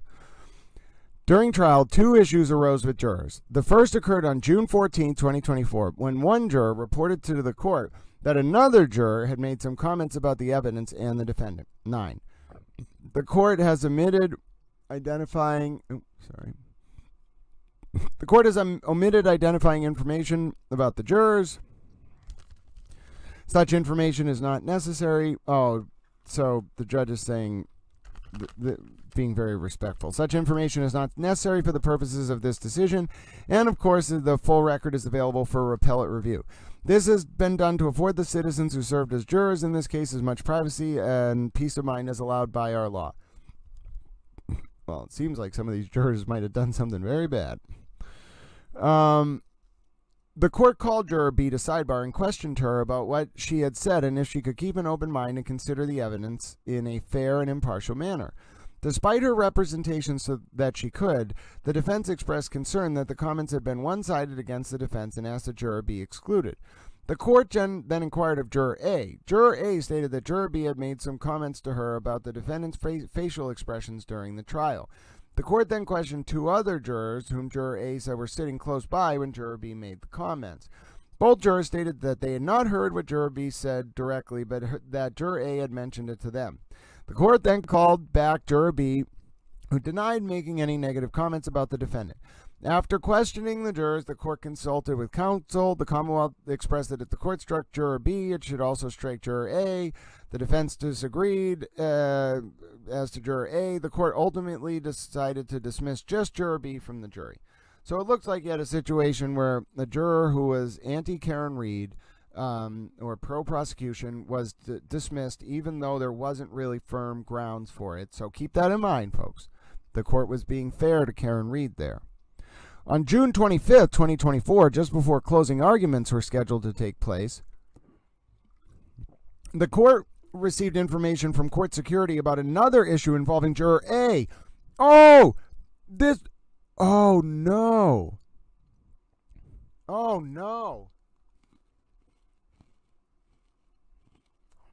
It was this Juror A who got Juror B off the jury. And then we find out that it's Juror A who was the one that was caught at the bar. A member of the MSP had contacted court security and said that he received information that a juror, thought to be Juror A, was at one of the local posts for the American Legion talking about the case, and that there may be a recording of her doing so. At roll call for the Dedham police on the morning of June 25th, 2024, a number of officers confirmed that they had heard similar things about the juror. What? The court called a sidebar to discuss this new information with attorneys. Defense counsel asked for the name of the MSP officer who had received the information, and a court officer stated that it was Lieutenant Fanning. Fanning is a supervisor in the Norfolk County Detectives Unit. During the investigation into O'Keefe's death, he was Proctor's supervisor. He was also one of the recipients of a group text circulated by Proctor that included references to looking for nudes on the defendant's cell phone, so this means Judge Cannoni really did not like that if she's mentioning it, as well as a reference to defense counsel's retarded client's phone. Ooh. Defendant's Exhibit Q. Defense counsel represents, and for purposes of this motion, the court accepts that Fanning also interviewed some witnesses in the case. Fanning was not himself a witness at the trial.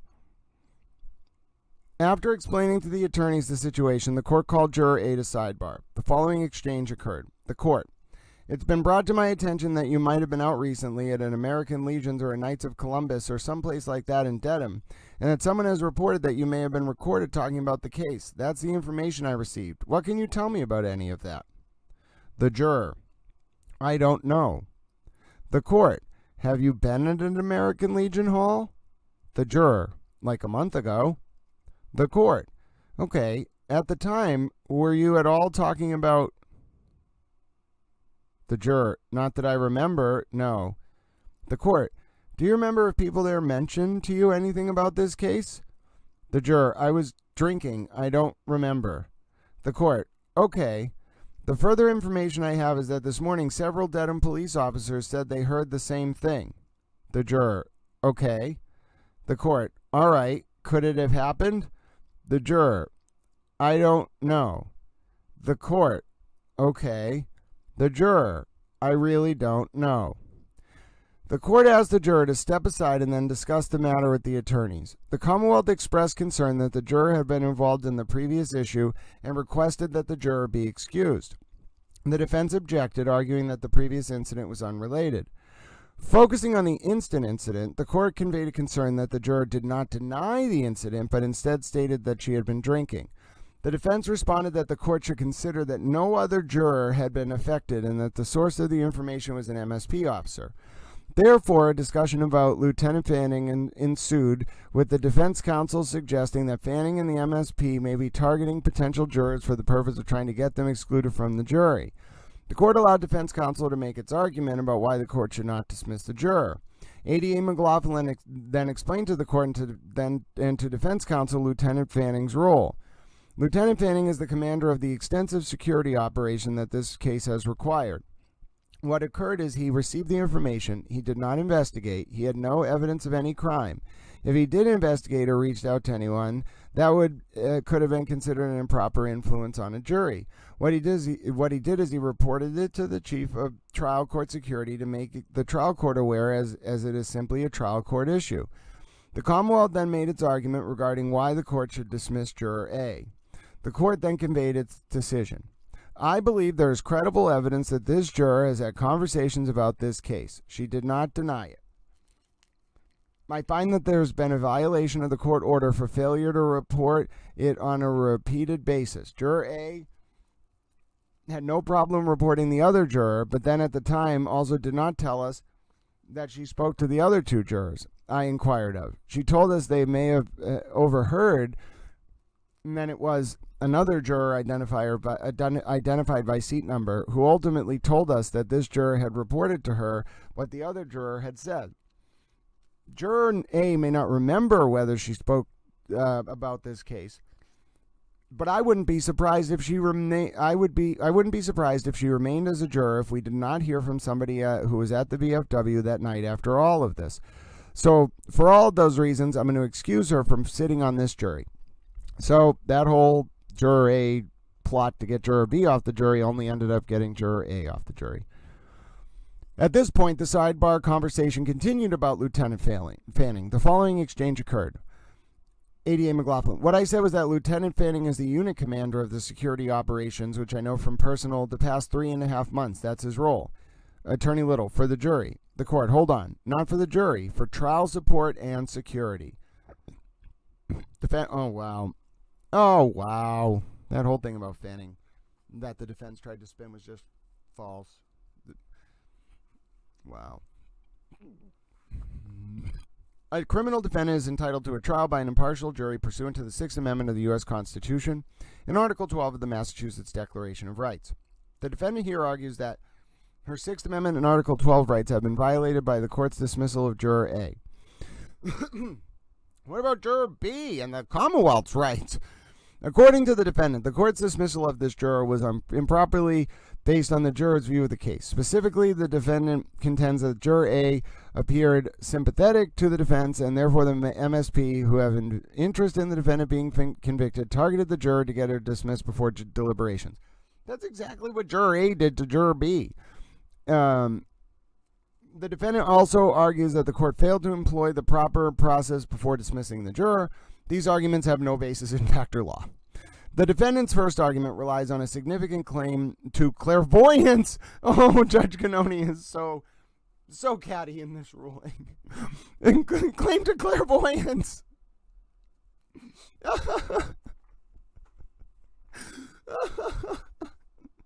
Instead of saying the defense purports to read minds, the judge is like, the defendant's first argument relies on a significant claim to clairvoyance.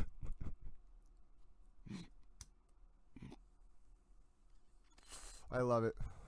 About Juror A's sympathies at the time of this sidebar conference, and it is premised on unsubstantiated claims regarding Fanning's involvement with the jury. Despite being specifically informed at sidebar that Fanning was not in charge of security for the jury, and without providing any evidence that Fanning ever interacted with any member of the jury, defense counsel repeatedly claims, without any evidentiary support, throughout their memorandum in support of the present motion, that Fanning was, quote, commander of jury security and, quote, in charge of jury security, and had, quote, access to and control over the jury at the first trial. Oh my God, they really offended the court. In fact, and as was made clear to defense counsel at sidebar on June 25th, 2024, Fanning was the commander of security operations during the trial and not in charge of the jury. Number 11. Defense counsel... is that 10? Where was 10? 10. The defense argued at the hearing on this motion that it is reasonable to assume that Fanning had access to the jury because he apparently knew or became aware that the person involved in the incident at the American Legion posed as a juror in the Reed trial. In fact, this is the very opposite of a reasonable assumption. Shade. Number 11.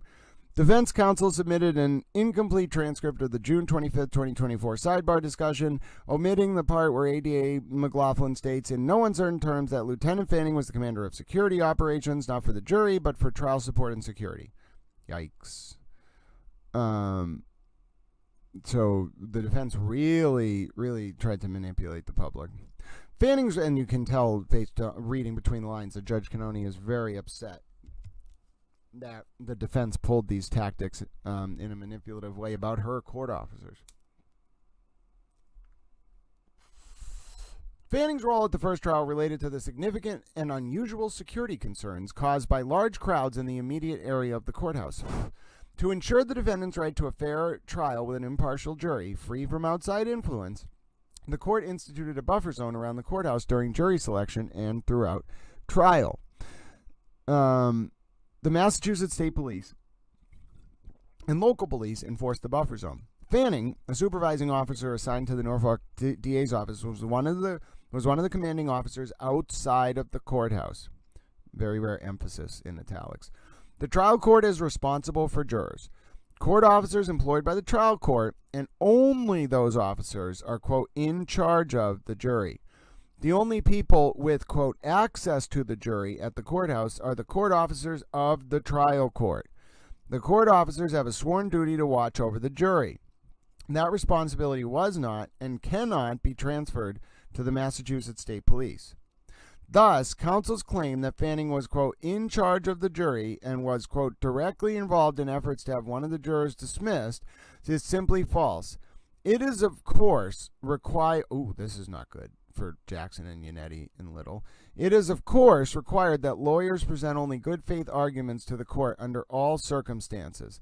But the failure of counsel to take care with the truth of their assertions in this regard has particularly damaging consequences. The case has generated substantial public interest locally and nationally. This is not good. I don't know where this paragraph's going, but this is very bad for Alan Jackson, David Yannetti, and Elizabeth Little. To suggest without factual support that an MSP officer had influence over the court and the jury in the first trial is to invite unwarranted public speculation and distrust about the integrity of the Massachusetts judicial system. It can also be seen as an improper attempt to influence potential jurors in advance of the retrial. Thus, the court takes this opportunity to make clear that neither Fanning nor anyone else from the MSP interacted with members of the jury or influenced the court's decision to dismiss Juror A in any way. When Fanning became aware of information regarding Juror A, he turned it over to the court officer assigned to the case because it was a matter to be dealt with solely by the trial court. The defendant also argues that the court failed to employ the proper procedures before dismissing the juror. This argument is based on an incorrect understanding of the law with respect to the process the court must undertake when presented with an issue as to a sitting juror. A judge has discretionary authority to dismiss a juror at any time in the best interest of justice. That basically means no, you don't need a reason. When there is an indication other than the best interest of justice. When there is an indication that a juror is unable to perform his or her duties, a judge may properly discharge that juror. When a judge has reasonable concern that a sitting juror cannot comply with a court order to not discuss the case, the judge, after individual voir dire, may dismiss the juror. Commonwealth v. Hampton. Judge's decision to remove juror after jury had been sworn was not an abuse of discretion. Where trial judge found the juror had violated court order that jurors were not to discuss the case with other jurors. I found an error. It should say we're not to discuss the case with other jurors. There's always one. Always one. Except in Judge Saylor's opinion. Actually, I think I might have found an error in that too. I'm a very, very close reader. If you're finding typos in judicial decisions, you read documents very, very closely. When alerted that Juror A might have been talking about the case at a local American Legion post, the court explained the situation to the attorneys and then called the juror in for questioning. Juror A did not deny that this occurred, but rather stated that she did not remember and that she was drinking. The court then heard argument from counsel about what action should be taken. In deciding to dismiss the juror, the court considered Juror A's equivocal, which means she didn't deny it, answers to questions about the incident, as well as the fact that there was a previous incident involving Juror A, during which she was not entirely forthcoming about her communication with other jurors about Juror B. Thus, the court considered the American Legion post incident to be a second failure by Juror A to comply with the court's order to not talk about the case. Based on the totality of these circumstances, the court decided in its discretion to dismiss the juror. The defendant cites several cases in support of her argument that post-impanelment but pre-deliberation, if a judge is alerted to a potential misconduct or affecting jurors, the judge first determines whether the material raises a serious question of possible prejudice.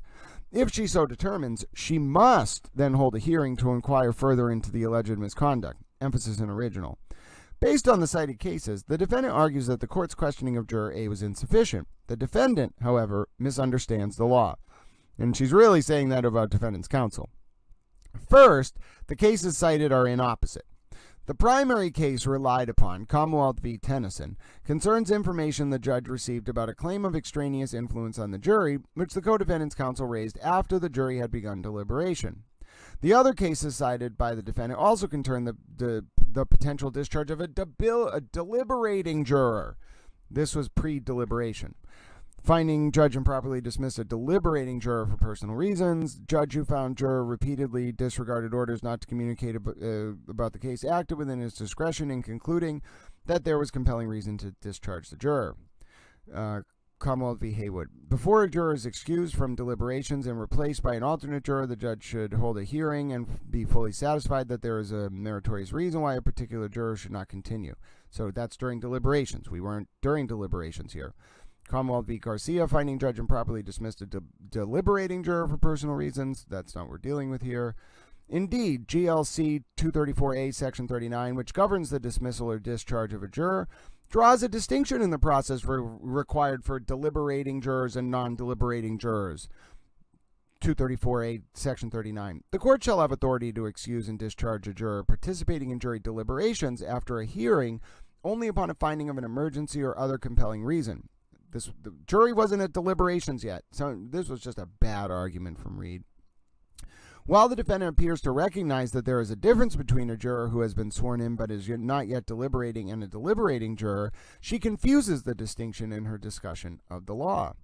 The defendant also fails to cite any authority suggesting, as she contends, that the court was required to engage in an evidentiary hearing with Lieutenant Fanning before deciding whether to dismiss the juror. The court here called Juror A to sidebar to conduct an individual voir dire, heard arguments from both defense counsel and the prosecution, and explained to counsel that the juror would be dismissed based on credible evidence that this juror had conversations about this case. The defendant was afforded all the procedural protections that she was entitled to before the court made its discretionary decision. See Hampton. Judge inquired of individual juror and solicited input from counsel before properly dismissing sitting juror pre-deliberation. And I promise you, Judge Cannoni knew about Hampton when the issue came up and followed it precisely. We got to the end, folks. Order. For the foregoing reasons, the defendant's motion to dismiss for extraordinary government misconduct is denied.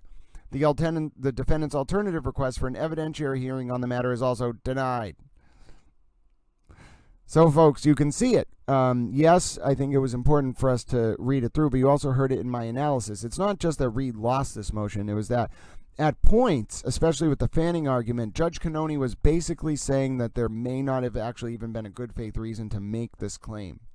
And that, I think, is extremely, extremely dangerous for Reed's defense, because they basically got accused of misleading the public about information they were told at sidebar as to Fanning's non-role with the jury, and then tried to mislead the public about it. And what's worse is you had a situation where a pro-Karen Reed juror got a another juror kicked off the jury, who the pro Karen Reed juror thought was pro-prosecution.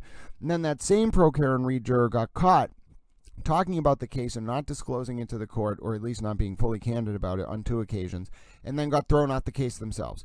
And then Reed's lawyers had the gall to complain about that. So let's see. I'm going to read some more questions now, and then we're going to see if we can get a update here on the buffer zone ruling, which is quite important. I just changed the playback settings to 0.75.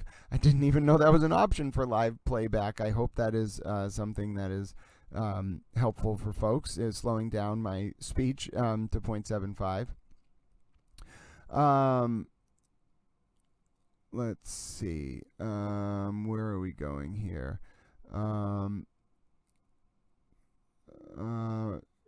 Let's see. Kimmy K says, Cox, yes, it's funny how they say the judge is corrupt. The defense is corrupt. LOL. The defense was the one framing people. I tend to agree. Cox. Kimmy, facts. The only conspiracy is coming directly from KR and her entire defense team. I agree. Someone's speculating about Karen and Alan. I do think there's something to that. How do you find time for these shows if you attend law school? Well, let's see. I attended 4 hours of class today, and then I transitioned to covering the motion hearing. Then I stood outside the court for half an hour. Then I recorded Karen coming out of the court. Then I sat in my car for 45 minutes and rendered the videos that I recorded. And then I sat in my car for another 30 minutes and reported on the motions that were coming down. Then I drove home, and it took about 40 minutes to pick up some pizza at 7-Eleven and get some my flour-based medicine on the way home. Then I got here. I didn't even have time to eat my pizza. I only had about 8 minutes to cook it. And during the time when that pizza was cooking, I was setting up the stream and then getting these PDFs ready. And then by the time the pizza was out of the oven, I was ready to start the stream. So I don't really know what to tell you. I don't even know what's in terms of days of the week most of the time. Like, I know where to be and what time to be there, but I oftentimes I don't have any downtime, and I just go from one thing to the other, and I sleep, I get up around 3 a.m. and I go to bed somewhere between 6 and 11 most days. So I just have a lot of hours in the day. I get up quite early. I get a lot done. I don't know how to answer that question. Law school is also kind of a hobby for me, so. But yes, we did get to the end of the motion to dismiss, so those of you who were very interested in that, thanks for sticking with me for that one. But we are going to try to get this buffer zone ruling, which I think is equally as important, if not more important, to see the actual scope of the buffer zone. But the motion to dismiss was very important, and I'm glad we were able to read through it. Basically is exactly as I predicted, the reasons for it being rejected, based on the first prong related to the CPD videos, the second prong related to Jen McCabe, and the third prong related to Lieutenant John Fanning's non-role in the jury, with the jury during Reed's first trial, were all the reasons why the motion was dismissed. And it was actually quite pleasant to see such erudite explications after me yelling into the ether for a month and a half to people about how simple this was. And yes, Judge Cannoni wrote 27 pages, but I think she more just wanted to make a point. But how simple the core legal issues were, in my opinion, about this motion to dismiss. It was more, and I think Judge Cannoni's decision reflects this, it was more like Reed wrote, this was like a last gasp, like Reed wrote this motion to dismiss more to just give the public something to talk about, and that's exactly what I interpreted it to be from the very beginning when I first read it, before I even read Hank Brennan's response. All right, let's continue with the comments.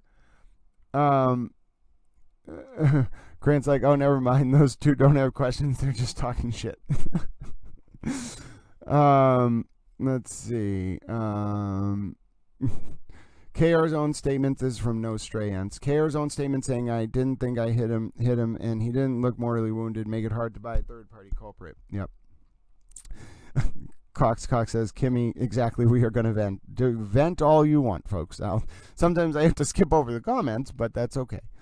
I know it shows how little the FKRs know about how the legal system works. Listen, folks, I am a towel, not a lawyer. But if we're going to talk about who lay understandings of the legal system, I see people routinely on all sides of this case saying ridiculous things about the legal system.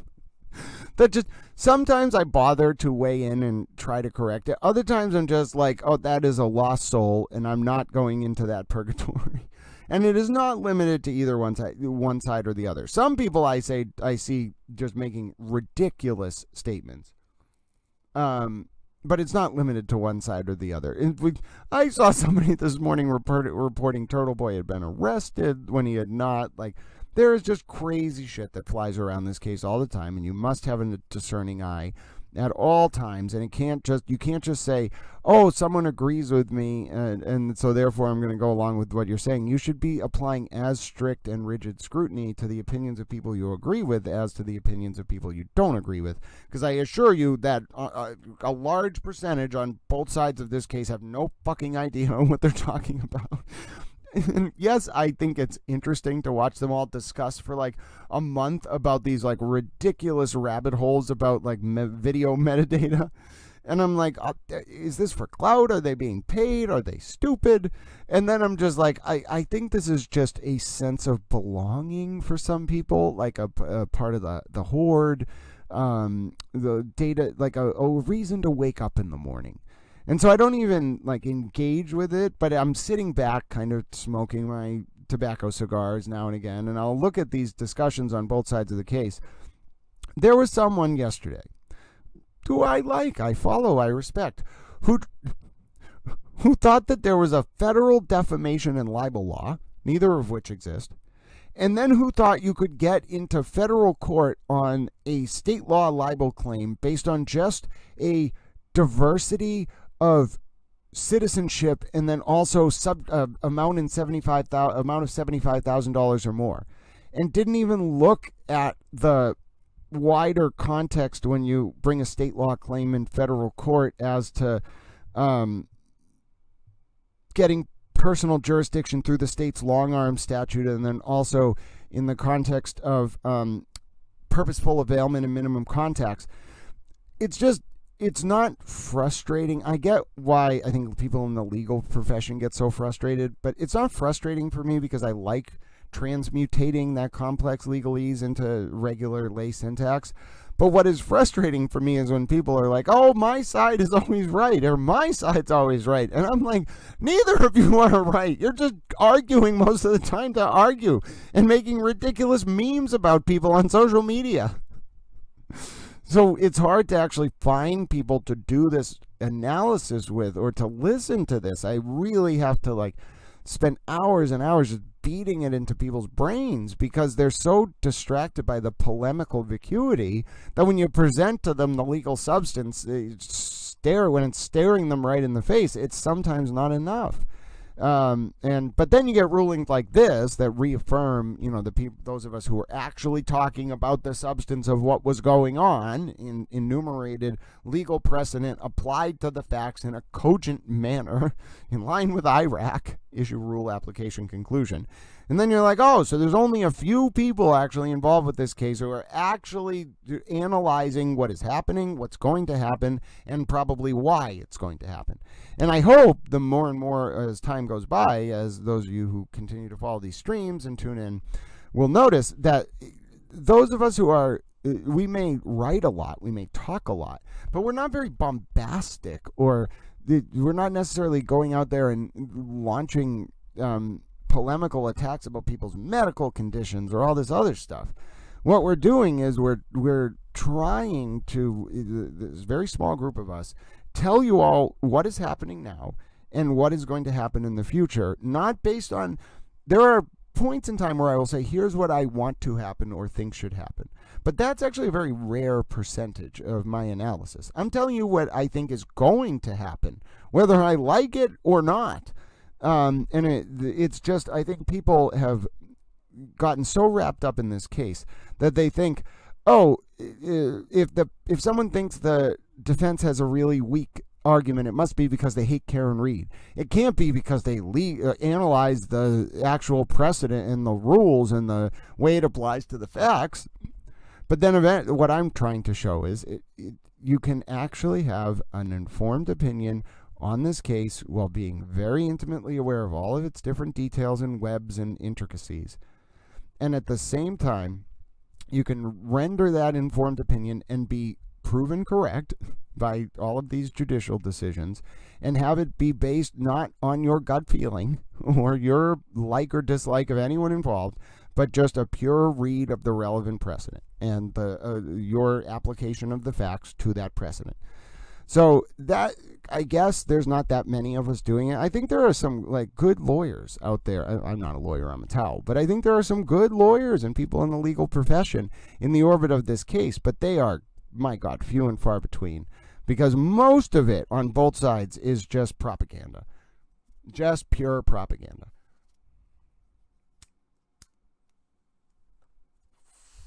All right, so let's see, more questions. Kimmy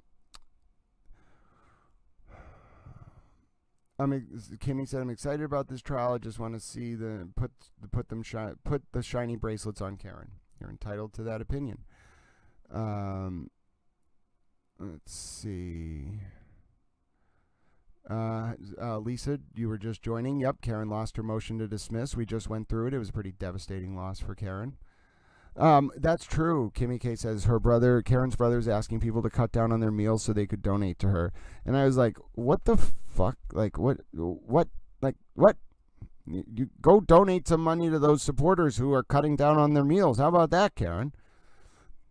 I'm waiting on the ruling for the buffer zone motion. I'm going to keep checking. It went up right as court closed, which means we don't get it sent to us by the listserv. So give us a little time, folks. I'm going to see if I can get this buffer zone ruling for you, and I'm reading your comments while I do that. Right, I remember Nathan said something like, order a small pizza instead of a large for your family. I was like, what the fuck? Yeah, I think the other weird thing is I think Nathan used to work at this chain of bookstores or something, and like a university bookstore, and got charges or something for it. And I think his wife might still work there or something. And what's weird is, I want to say it was Bridgewater State, which I think is where Colin Albert went to school. I have to double check that. But if that's true, like, that's really weird too. Like, that she was working there and that he was going there. Let's see. Yeah, right. I think the brother, Nathan Reed, was accused of stealing from his business. It was a substantial amount. It was like $48,000 or something. I think he took a plea or something. And then a lot of reports. Someone saying people are reporting the Reed donations and such to the IRS. Supposedly the whole family, I think the Reed family they mean, has been rude to neighbors, friends, not a good group of people. I don't know. Let's see. All these supporters don't even realize they're getting used, and KR don't give a crap about any of them. I think they see it as symbiotic, like they're getting attention too. If that family is struggling for money, then quit drinking and get out of the freaking hotel. I think Karen lives with her parents most of the time. Question, Grant, how'd that juror not get in trouble for that? Oh, the juror definitely got in trouble for that. I think the Judge Canoni was incredulous at Juror A by the end, and that's why Juror A got kicked off. TB got a talking to about his faces in court. Yeah, Maui Swift, I saw that TB put up a post. I was obviously not in court because I was literally in class, and I thought we were going to go to the afternoon session, so I was going to try to go to that, but it ended right at 1 o'clock.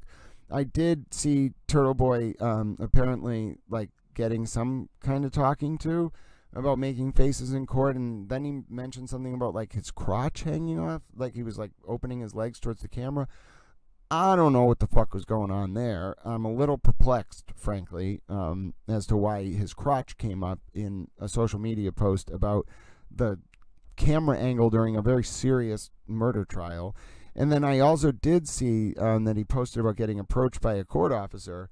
And I'll tell you, inside that courtroom, the only time anything ever came up, at least directly to me during the court and about what was on camera, was when we used to we could bring in water bottles and refill them or whatever. So I would just get a prime in the morning and then drink the prime and then fill it up throughout the day from the courthouse water fountain, because there was no, the vending machine didn't really work in the courthouse or something.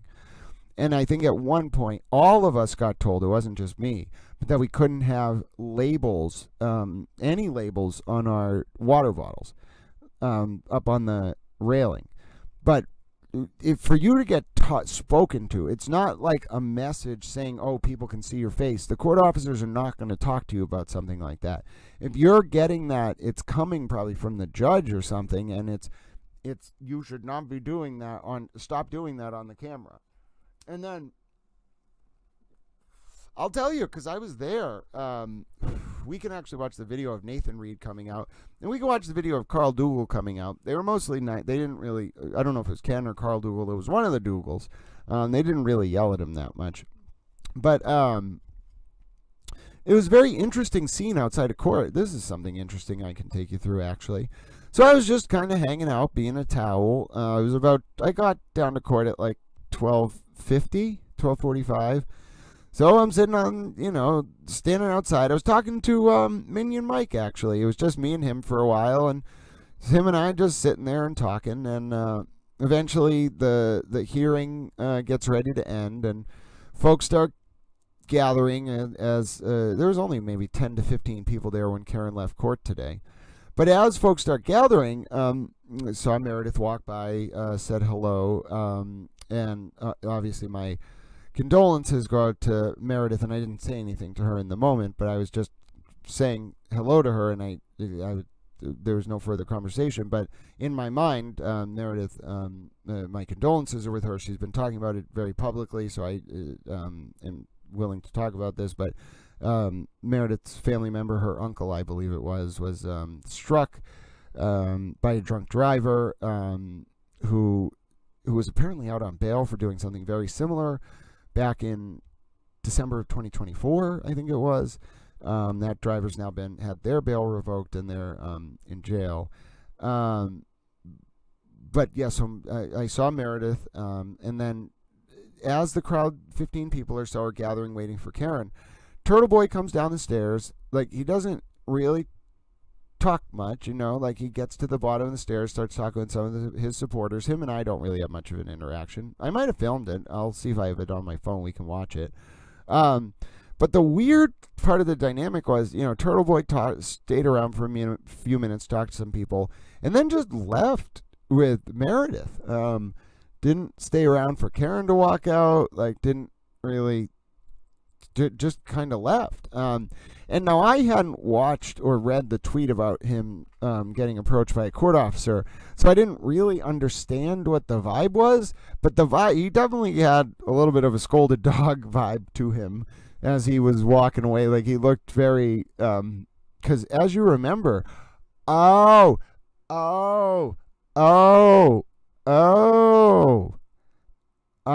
understand. Part of Turtle Boy's bail conditions out of Norfolk Superior Court for his cases are he has to behave in courthouses. Do you all remember when we did the analysis of the bail conditions? And I was like, what the fuck does behave mean? But behave definitely means, and this is why no other journalist would ever get approached about something like this. Behave can definitely mean stop showing faces on camera, all that stuff. So I'm wondering if it was more than just Turtle Boy was getting scolded. It was that he might have violated, or not violated, he may have got himself in a little bit of trouble for the bail condition from his Norfolk Superior Court case. Wow. I don't know if he's going to get I don't know what's going to happen with Turtle Boy. We can talk about that a little bit. So folks are aware, and we'll go through the motions in limine that were decided. I'll do an updated list with you all. I keep dropping my water bottle all over the place here. I'll do an updated list with you all for the motions that have been ruled on, and let's see if we can get this buffer zone. ruling. I did, obviously, let's talk about a few things, though, before we do that. So what's going to happen with Turtle Boy? Is he going to get in trouble for releasing Hank Brennan's home address? Not really sure about what's going on there. I will tell you, though, Towel reporter sent a media inquiry, which was received as a public records request, to try to ask if there were any incidents, like, at Hank Brennan's home on the night of the doxing, and I was told that there was no reportable incidents. So I don't know, that doesn't necessarily mean that there wasn't some kind of police response, but it might not have been in response to an incident at the home. But I can't tell you much more. I don't know what happened. I don't know where that's going to go, but I certainly don't think people, just let's address this on two layers. One, the doxing. People do not understand. They think that if you can Google something, it is somehow not doxing. And that's just not right. I said this the other day. You can go on Google right now because for whatever reason, the JFK files were not redacted correctly. And you can get the social security numbers of hundreds of people that the government released inappropriately, though it were, through a public records site, and find their social security numbers on Google. Does that mean that you should be sharing those? One of them was like belonged to like some high-ranking member of like a Senate committee or something who was like a witness in like the JFK hearings or asked for records in the JFK hearings in like the 90s. Some like really powerful like Republican operatives too were on those lists. But does that mean that you can share their social security number because it's on Google on a government index site? No, you cannot. That is doxing. And it's very similar with home addresses or anything. Yes, of course they're publicly accessible. Property records are publicly accessible. That doesn't mean you can go doxing people with it, especially when you're under those kind of court orders like Mr. Kearney. But if you're wondering, why does Aidan Kearney keep not getting in trouble? Oh my dear God. I think I have to fix this. My little armrest here that I put my water bottle on keeps dropping my water bottle, and it's very frustrating. If you're wondering, why does Aidan Kearney seem to be able to get, quote unquote, get away with a lot of his behavior, even though he's, criminally charged, whatever, etc. He is facing a lot of charges. Why does he seem to just be able to get away with it? And the reason why is, I think, and I've been pretty clear with this, I think the plan has always been to pressure Aidan Kearney to flip on Karen Reed. That was the initial plan. It's the plan now, etc., etc. So you can't pressure him too hard. If you want him to flip, you have to, let him walk a tightrope and then say to him, are you going to take the deal? Like, are you going to become a cooperating witness? And, so that's why I think they're giving him a lot of rope, because they are trying to get Turtle Boy to cooperate. And I think he's basically there. I have this is just my opinion from an observer's perspective. I think he's going to do it. Because here's how I think about this with Turtle Boy. He's on the state's witness list, okay? He is probably going to get called. I would say he's definitely going to get called, because Brennan already won access to his messages. Brennan's going to make the consciousness of guilt motion. There's no question Turtle Boy is going to be called as a witness. Now, here's how I game plan this out. If you're Turtle Boy and you get called as a witness, you could get up there and take the Fifth Amendment. But Brennan can take that away from you by immunizing you. And you don't have to consent to being immunized. Immunity is not an agreement. There are immunity agreements, but you can just be immunized, okay? The prosecutor can just say, I am immunizing Mr. Kearney from like all the witness intimidation that flowed from his actions related to the Reed case between April 8th of 2023 and October whatever of 2023. Maybe December 20th, because that was when the superseding indictment came out for the felony WI related to the Reed case. So don't give him blanket immunity on everything. Like, he's not going to get immunity on the WI from December 23rd, or the alleged wiretapping from December 23rd involving Lindsay Gattani. He probably can't get immunity on the RO violation from February 26, 2024 related to Gattani. That's open in district court. I think the only thing that Brennan really, and maybe this is what the negotiations will be about, the only thing that Brennan would really give Kearney immunity on is the stuff related to the October 2023 charges which were indicted on December 20th, 2023. So if that's the case, then what Brennan could do is, Brennan doesn't need Kearney to make a deal. Yes, Kearney making a deal would make him a better witness because he would be cooperating, but Brennan could just call Kearney up on the stand, immunize him. Kearney cannot take the Fifth Amendment, and then the only option for Kearney would be to, one, just answer the questions, which is the same as striking a deal, but without getting the benefit of a deal, or two, refuse to answer the questions. But I don't know if you watched the Young Thug case or anything like that. If you get called as a witness and you get immunized, then you go to jail if you refuse to answer questions for the pendency of the proceeding. You get held in jail to compel your testimony. So, yes, you might be able to avoid it by just staying in jail until the case ends, but that is the path that Aidan Kearney's on. There's three options. Take a plea deal and accept the immunity agreement, get immunized against your will, and then answer questions, which is the same outcome as if you had got the deal, probably a little worse for him. Or three, be forced to testify, get immunized, go up there and refuse to answer questions, and then get held in contempt for the whole trial and jailed. There's only three options, folks. So Turtle Boy's in a bad position. There's no way, and that vibe today reflected it. Like, it wasn't just that he got scolded, it was that it was like persona non grata. I think a lot of people were displeased all around. The court, Karen, the powers that be, whatever. So yeah, I'll pull up the videos for you, but what I want to look at now is the current status of all the motions in limine, because there are way more motion rulings to come. And then the other thing I want to do is, I keep sending telepathic signals. I don't think Christina Rex accepts telepathic signals, but if she does, I really hope she posts a buffer zone ruling. Come on, Christina Rex. Nothing yet. What about Dee Dee? Sometimes Dee Dee comes through.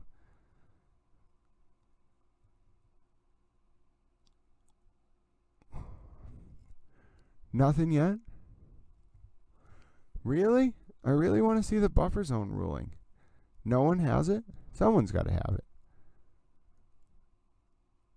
Can actually be really hard to get these rulings sometimes. How about this? What if I just type buffer zone into X? Let's see if anyone's talking about the buffer zone.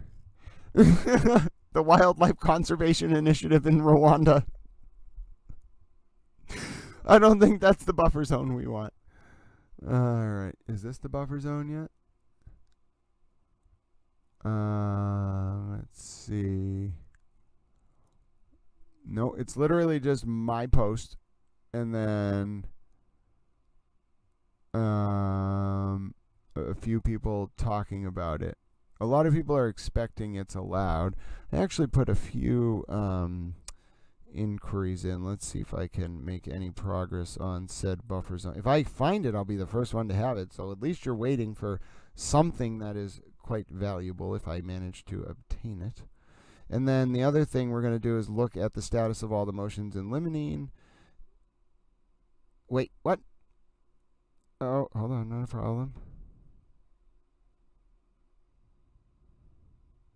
Oh, okay, so I'm going to try to get it for you all. Hold on one second.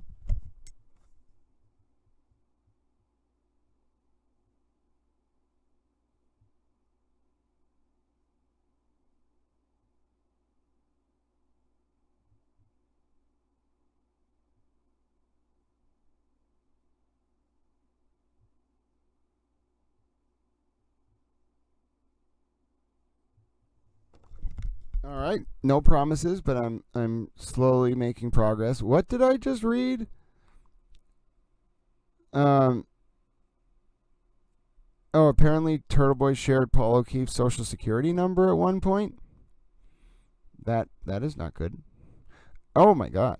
But that also makes sense in a lot of regards because, as I just said, just because something is publicly accessible or quasi-publicly accessible does not mean you can share it. I mean, there are tons of very sensitive pieces of information about all sorts of humans that are either inadvertently made public by, like, the government, like in the JFK files, or are indexed on even more nefarious places, which nobody should be accessing. Even researchers who access it encode this information when they do their research so that no one can actually tell what they're looking at. But you should just, it blows my mind that people think that just because they can find something on the internet, the surface web or otherwise, that they should share it, or that is somehow public information, or even though it may be public information, that it is information that is acceptable to promulgate. It just absolutely blows my mind. But I also am not going to be deterred on this buffer zone motion. I swear, if it can be located, this little towel shall locate it. But while all that's going on, I also want to take some time to review for you all the status of all the motions in limine, because this little towel has been creating a list. And you know what we might do? Maybe in real time, we don't have an update on the motion on the buffer zone yet. So I actually have the most up-to-date list for you right now, because the most up-to-date list should include the denial of the motion to dismiss. So actually, I haven't added the motion to dismiss to my updated list, I don't think. But either way, we can go through the list I have, because the only one that needs to be updated is the motion to dismiss. All right, I found my little list here. Give me 1 second. It should pop over to your screen in 3, 2, 1. Oh, very close. Very close. My formatting was not perfect.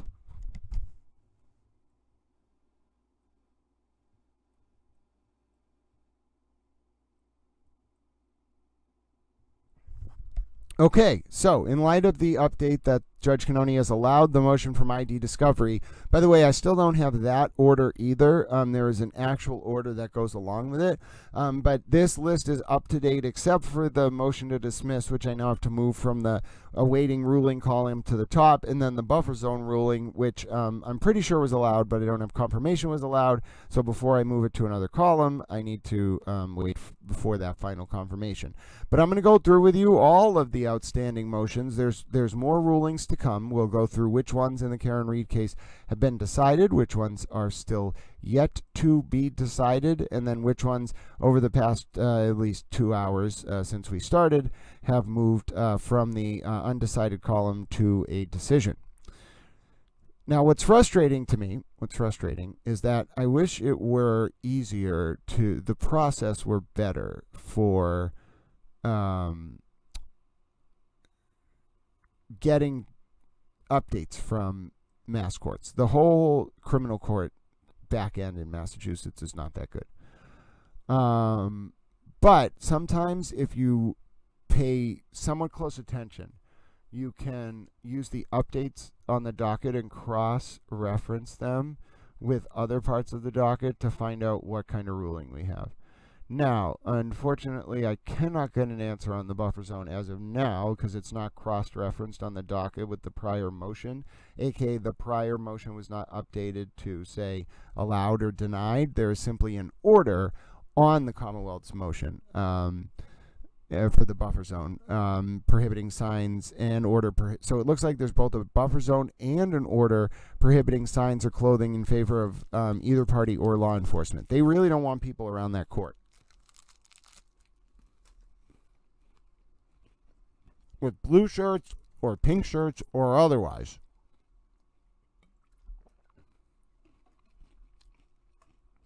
All right, now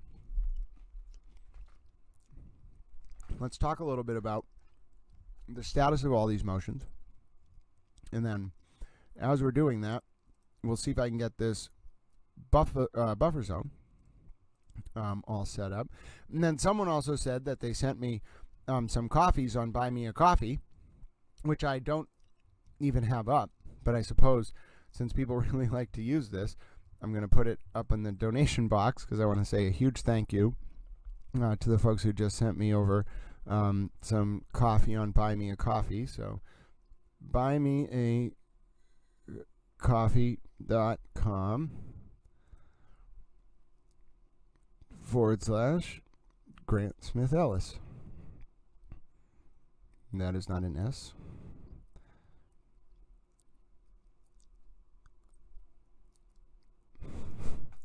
All right. So thank you so much, because I just got a message about that, and I really appreciate. Oh my goodness! Yes, I really. You all are so kind. You touch this little towel's heart, and you keep this towel alive and fed with 7-Eleven pizza, which is my favorite. Any bland food is my favorite. And you keep me with medicine, and I am very grateful. And I don't know, it overwhelms me sometimes. I don't need a lot. I just want very basic needs. If it were up to me, I would wander the countryside in a robe, preaching morality and ethics to people. But if I must live amongst you all, then at least it's nice to know that you're not going to let me die of starvation. And for that, I'm very grateful, and truly, God bless you all.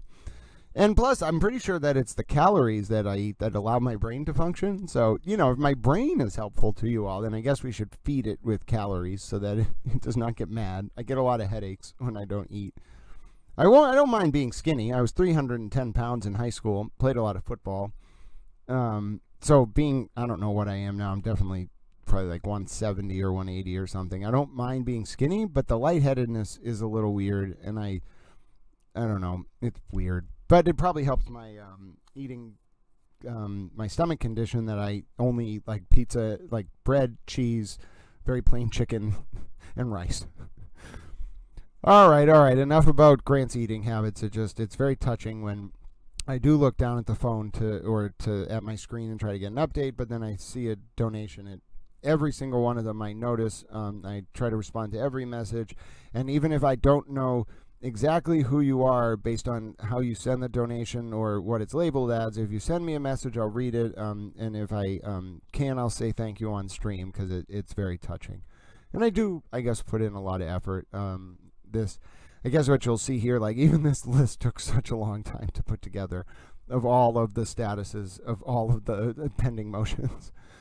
But yeah, so this was earlier, right after the update about the HBO motion allowed, and this is, of course, a motion for a substantial amount of new records from the 5-part docuseries on HBO Max and Investigation Discovery that Karen Reed that recently aired. And this documentary has a bunch of damning parts of it. Now, obviously, one motion today for Karen Reed's text messages with David Yannetti, that was denied. But the statements, it doesn't matter about Karen's text with David Yannetti between January 29th and 2022 and February 2nd of 2022.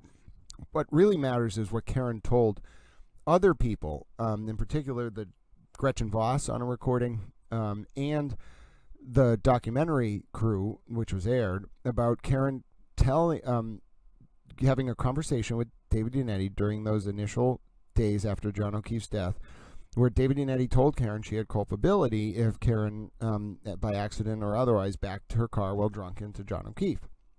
And so the fact that Brendan's getting all this discovery, we need to figure out. I haven't seen the order yet, so as soon as I can find the order as to the scope of what Prosecutor Brennan's going to get from this company, this Unsolved Productions, that was the parent company of the documentary, I will let you know. But for now, we only know that the order was granted. So here's the status of the motions with rulings. The Commonwealth motion to unseal the FTR audio from March 24, 2025 for counsel of record only, that's like sidebar audio, was allowed. The Commonwealth's motion to unseal recordings of Gretchen Voss and or Metro Court, that was allowed. The Commonwealth's motion for protective order, that was allowed. The defendant's motion in limine to exclude certain witnesses before and after testimony, That was docket 562. This was ruling allowed except those witnesses exempted by docket 576. So that's family members, direct family members of Karen and John O'Keefe. Witnesses are sequestered before and after testimony until the close of evidence. When testimony is concluded, the courtroom is open and no one is excluded. So basically, if Aidan Kearney goes on that witness list or Gretchen Voss or whatever, the second testimony starts, which I think even includes opening statements aren't evidence. So they might be able to watch openings. But as soon as someone is called by the state, all those witnesses are sequestered. Defendant's motion in limine for review. Allowed. This is about going to Fairview Road. Counsel need to work out the details of exactly how the defendant will attend. So Karen's going to be allowed to go to the view this time. She wasn't allowed to go last time. And she might have to go in a separate car. Defendant's motion in limine to prohibit testimony regarding funds paid to experts for purposes of voir dire, allowed by agreement. That has to do with ARCA. So I guess that part won't be coming in. About ARCA getting paid by the defense. But only for voir dire purposes. Defendant's motion for attorney-conducted panel voir dire, denied. Defendant's motion for order prohibiting the Commonwealth and its agents from speaking with or having contact with any witness once they have taken the stand, allowed us to both sides. So none of them can talk to witnesses once they have taken the stand. Defendant's motion to impound, defendant's motion in limine. So it's just an impoundment motion. Defendant's motion to impound, defendant's motion in limine, allowed. Defendant's motion in limine to exclude witnesses' prior criminal history. This was allowed. I think this is Richard Green, Karen's tech expert, who was arrested, who has a criminal history related to filing a false police report or battery, some incident like that. 12, Commonwealth's motion in limine to allow in-court identification of the defendant, allowed. Commonwealth's motion in limine to admit John O'Keefe's photograph and photographs of John O'Keefe's injuries as observed by medical providers on 1/29/2022 from autopsy, allowed. 14, Commonwealth's motion in limine to introduce certified records from the Registry of Motor Vehicle. This is about Karen's car, allowed. Commonwealth's motion in limine of intent to obtain Corey records of potential jurors, allowed. Commonwealth's motion for offer of proof to defendant calling or summoning the Norfolk DA and victim's witness advocate as witnesses and request for an order that neither is subject to sequestration, allowed with no objection. So that means Karen can't call these witnesses yet without offering some kind of offer of proof. And the standard for calling the DA is incredibly high, and the victim's witness advocate. It was denied last time. It's not going to be approved this time. Commonwealth's motion in limine requesting use of chalks and directing both parties to provide visual presentations and chalks prior to using, allowed. Commonwealth's motion in limine to allow experts celebrate demonstration after hearing, allowed. Commonwealth's motion in limine to admit results of defendant's blood draw at Good Sam and resulting serum conversion and retrograde extrapolation after hearing, allowed. So that one is Karen's blood alcohol. So Karen, on the morning of January 29, 2022, at the scene, was making statements about self-harm after she realized what had just happened. Then Carrie Roberts informed Karen's parents about this. Karen's parents couldn't get over to Canton from Dighton, so Karen's parents called the police, and the police had Karen sectioned for threats of self-harm because Karen's parents were worried Karen had something in her purse that she could use with alcohol to take her life. So, as a result, Karen gets brought to the hospital, Good Sam, the same hospital where John was brought and pronounced. Karen, at that hospital, has her blood taken. When the blood is taken, the blood alcohol level is 0.08. That's at 9 or 10 a.m. the next morning. Or maybe a little bit later, a little earlier. Based on a retrograde BAC analysis, that means Karen's BAC, according to the experts during trial, was between 0.13 and 0.29 at the time, 12:31 a.m., when Reed is alleged to have struck John O'Keefe. That is why that retrograde BAC analysis is so big, and it comes in because it's a medical record. And it's devastating to Reed's case. And Karen's, it's probably why Karen's parents have fought this so hard. It's not just that their daughter's fighting for her life, but it's that they feel an immense amount of guilt for sending her to the hospital that morning, because that is what ended up sealing Karen's fate. Like that BAC conversion, that was one of the most devastating possible results for Karen, and it really came through. It really showed through in her fight to keep this out over and over again. But also it shows through in Karen's, oh, someone else sent a donation. You guys, you are all so wonderful. It really does all add up. And I now know that at least until my benefits come in, or that's going to be a while, but at least a little bit of my donations will come in on the 1st. I just can't thank you enough. The stress sometimes, like I sometimes just wake up thinking like, oh, I'm really concerned that I'm not going to be able to eat. And I'm concerned that I'm not going to have enough gas to get to school or park. And then, I don't know, it just touches my heart. And I don't always know how to ask. I have been trying to ask more lately so that I can keep up doing this work. And I'm not really making anything. I'm losing money on this actually. But I am realizing now how many people benefit and find this service valuable. So every single donation you send, I think of as enabling this service. And it means a lot. And I'm going to keep saying that every time one comes through, because even though I don't have the super chat function and I read all the comments, whether you send donations or not, just know that it does mean a lot to me. It does not go unnoticed. And even if you don't send a message or whatnot, I notice it, I see it, and it touches my heart, my little towel heart. Towels have hearts, you know. We're actually sentient beings. We might look like towels, but we are actually sentient beings with hearts. Towels are actually the fabric of the universe. I don't know if you all have realized that yet, but you'll pick up on it soon. Okay. Next one. Commonwealth's motion in limine to preclude reference to any alleged bad character or any prior misconduct of the...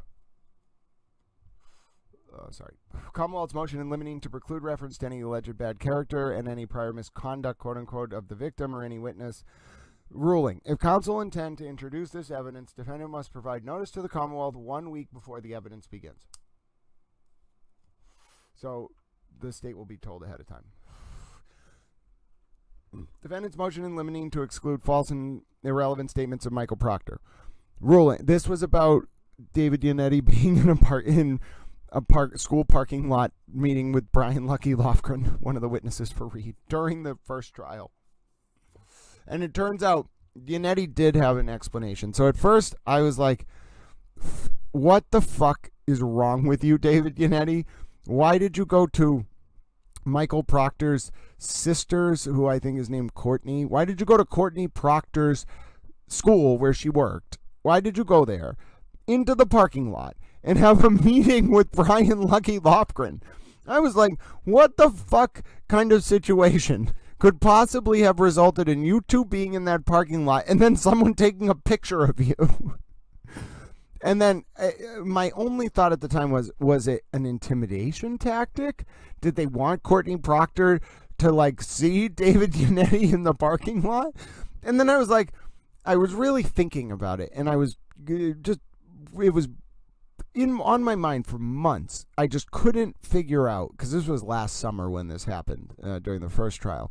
Why was David Yannetti in that school parking lot? Well, finally, as part of either an oral argument or a defense motion over the past few months, I think I got to read in David Yannetti's own words, under a section header that said something about David R. Yannetti being in a parking lot. Yannetti finally explained what actually happened and was like, I went to meet Lofgren in Canton and asked him to show me his route that he took. By the way, Brian Lucky Lofgren is an incredibly bad witness for Karen Reed. He was the snowplow driver who just got obliterated on cross. None of the jurors gave him any credibility because he crashed into a basketball hoop with his truck on the morning of January 29th. And then also he was forced by Adam Lally Lofgren, that is, to admit that his timeline that he initially testified to the feds was completely wrong, and that Lofgren didn't get to work until, I think, 2 or so in the morning on January 29th, and therefore he didn't see a car until around 5 a.m. near Fairview, which would have probably been Karen Reed's Lexus at 5:23, going back to check if John was dead. And then Lucky also got the time wrong when the police set up the barricades around Fairview, which was actually around 6:30 or something. And this was all centered around Lucky getting the time wrong that he got to work that morning, which was not at 11, but instead around 2 or something like that. So all of this is to say, David Yannetti meeting in the parking lot with Brian Lucky Lofgren initially had these sinister overtones. It turns out Yannetti was saying to Lofgren, let's just meet in this parking lot and follow the route you took that night. Now, based on how Yannetti wrote it, I really tend to believe him that it was just a coincidence. Now, would Yannetti probably have known Courtney Proctor worked there? I don't know. Maybe, maybe not. But either way, it sounds more like it was a convenient meeting place. It was a parking lot of a school. They were going to go on a trip afterwards.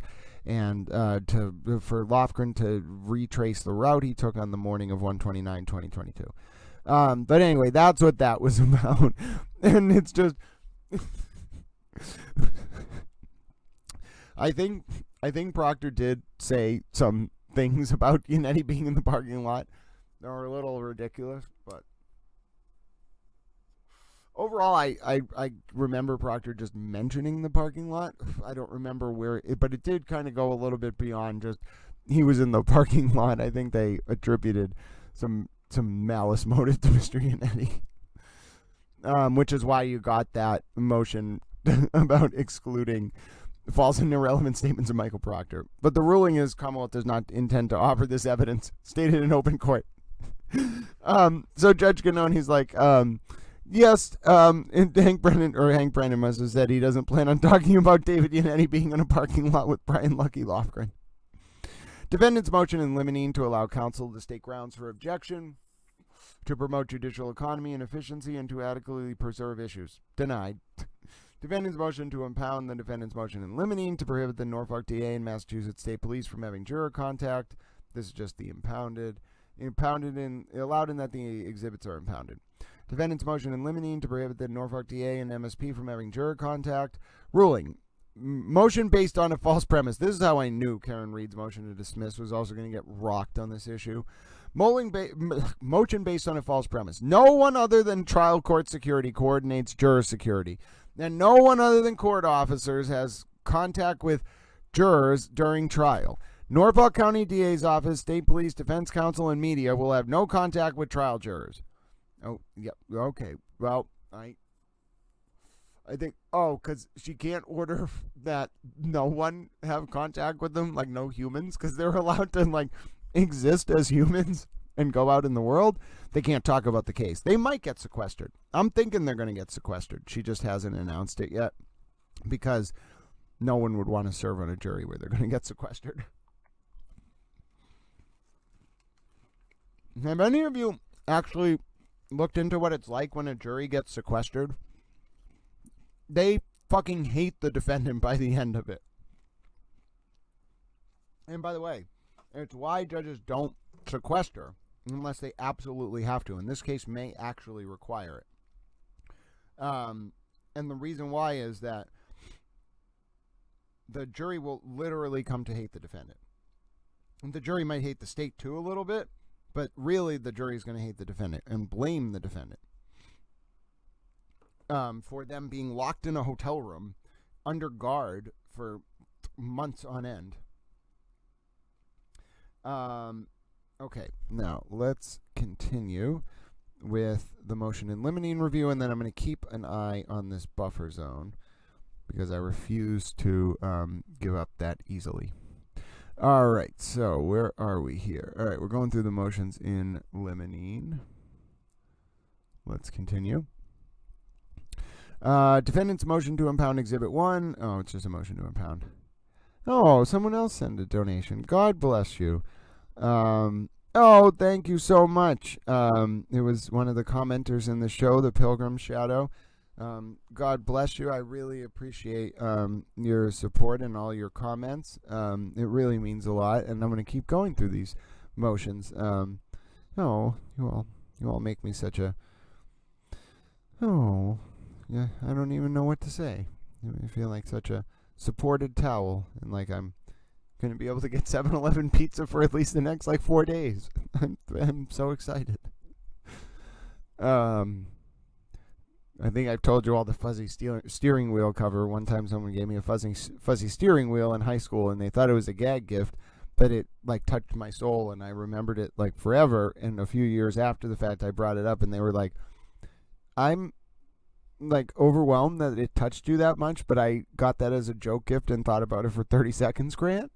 And I was like, yes, but I'm like Dobby the house elf from Harry Potter. If you give me anything, I immediately take it as just you recognizing something special in my heart, and then I cherish it forever. So, and it's going to keep happening. If you do that, I'm going to continue to profess my appreciation. I just can't help it. It's just inert. It's built in me. I like helping other people. I'm not very good at asking for help myself, but I don't know. I don't want to starve, and I think I'm somewhat useful. So let's figure out how to facilitate towels' existence in a world that is very hostile to towels. It's not completely hostile to towels. When I hang around the Karen Reed hearings, on the whole, people are very nice. We can watch some of the videos. Let me actually try to get those into a format that we can watch. I think I have to upload them. That will be the easiest way to do it. But as we continue going through these motions in limine, and then seeing if I can get us an answer on the buffer zone, I'll also see if I can get you any special clips from outside court today before Karen Reed came out. Maybe we can watch Turtle Boy walk down. Who knows what other random things I started discussing. I think we were talking about Kate Peter at one point. I was going down all sorts of rabbit holes. I talked about the Chick-fil-A parking lot. Kevin Reddington came down at one point. I think he was there for some other case or something. I didn't really follow exactly what all that was about. And then, why do I just have these random long videos? There was a lot of things that happened, apparently. I have a bunch of videos on my phone. Not exactly sure what I was doing in all of these videos or who I was talking to or why. But nonetheless, we'll see if I can figure out what's going on and get them uploaded for you. But we'll also keep going through these motions in limine. And I'm also now trying to see if I actually I think I did get a video of Turtle Boy coming down the stairs. And I think I got a video of some of my interactions. And at one point, one of the state police, it was actually the commander of the security, I think, Sergeant Hartman.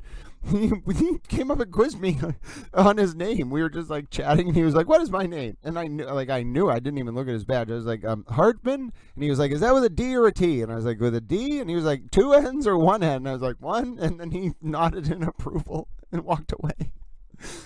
And I was like, are we keeping track of whether Grant knows who everyone is? I don't know. And then he pointed at his badge and was like, "You could have just looked down." And I was like, I was trying to prove a point about my memorization. Good thing I hadn't backgrounded him or looked into him, because I just would have started saying things like, "No, Trooper Hartman joined the MSP," or Sergeant Hartman joined the MSP in 2007, and he, after graduating from the academy, and he went to here for undergrad. They would have been like, "God damn it, Grant."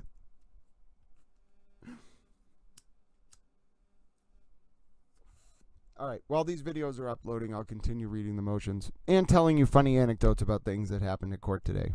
Some of the things I was just really confused about. Just terribly confused.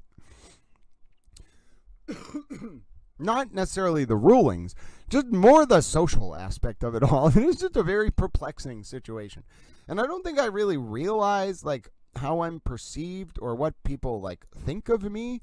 So I just kind of like I'm just walking around being a friendly towel. And then people ask me questions, and I would respond like I would respond on here. So I just start, giving soliloquies and citing to dates and times and telling people things.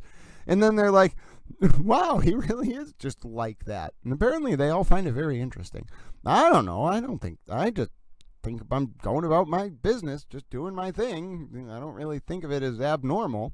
But then I look around and I'm like, I wonder if anyone else who thought Karen Reed was guilty would be allowed to just stand around here. Because most people who think Karen Reed is guilty, they are very hostile to the Karen Reed supporters.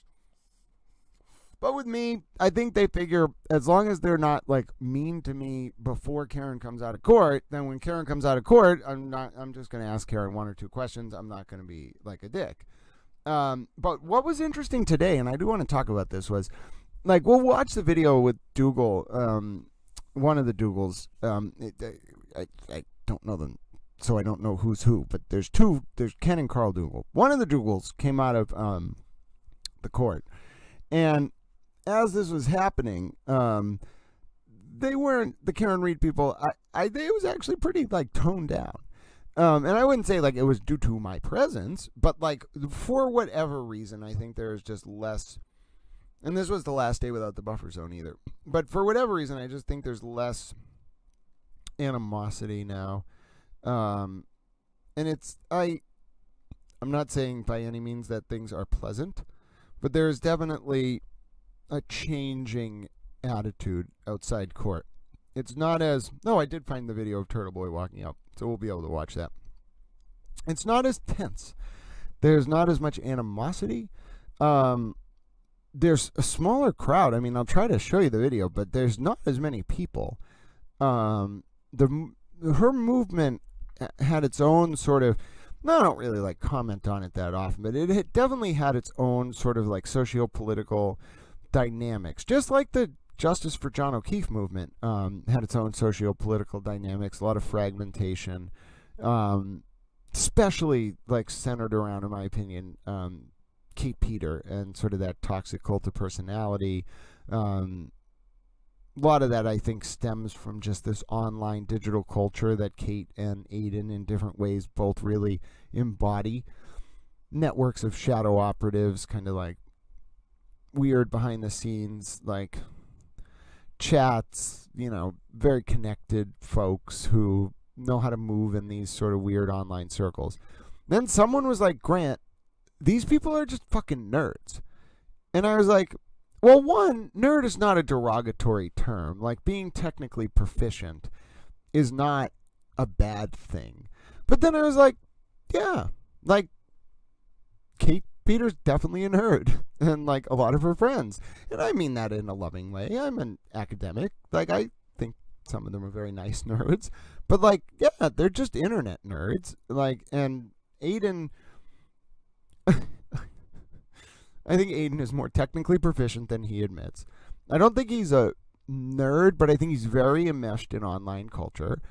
And although there's a lot of people, way more that listen to Aiden than Kate, although there's a lot of people that listen to each of them in their own ways, it's still a very small insular circle. And once you get outside of it, most people are like, those people are fucking nerds, like internet nerds.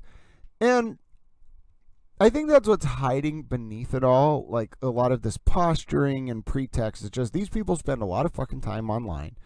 And their lives center around these digital identities. And not in a way that I think most of us relate to online content, but there is a whole world within a world. The expression a trial within a trial. There is a whole world within a world of these online subcultures, Discord, and what even the online subculture of turtle riders.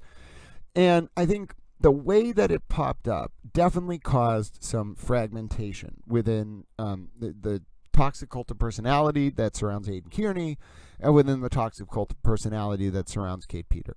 And you had a lot of, in my opinion, enabling on both sides, sort of, people thinking, oh, Aiden's helpful in certain ways, we can overlook X, Y, and Z.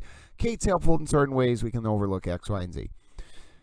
That ethos, I think, is fading away. I think a lot of the artificial conflict, a lot of the drama, a lot of the nonsensical flame wars online all was really a byproduct of people seeking, not people seeking attention, but people getting attention for the case by way of the conflict.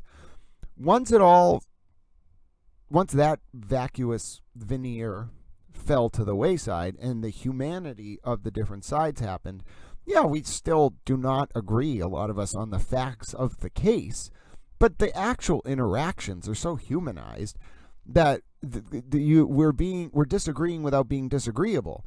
And you could tell the powers that be hate it, at least the PR powers that be. I think Hank Brennan's probably the only person who's like, oh, they're all hugging out there. Thank God.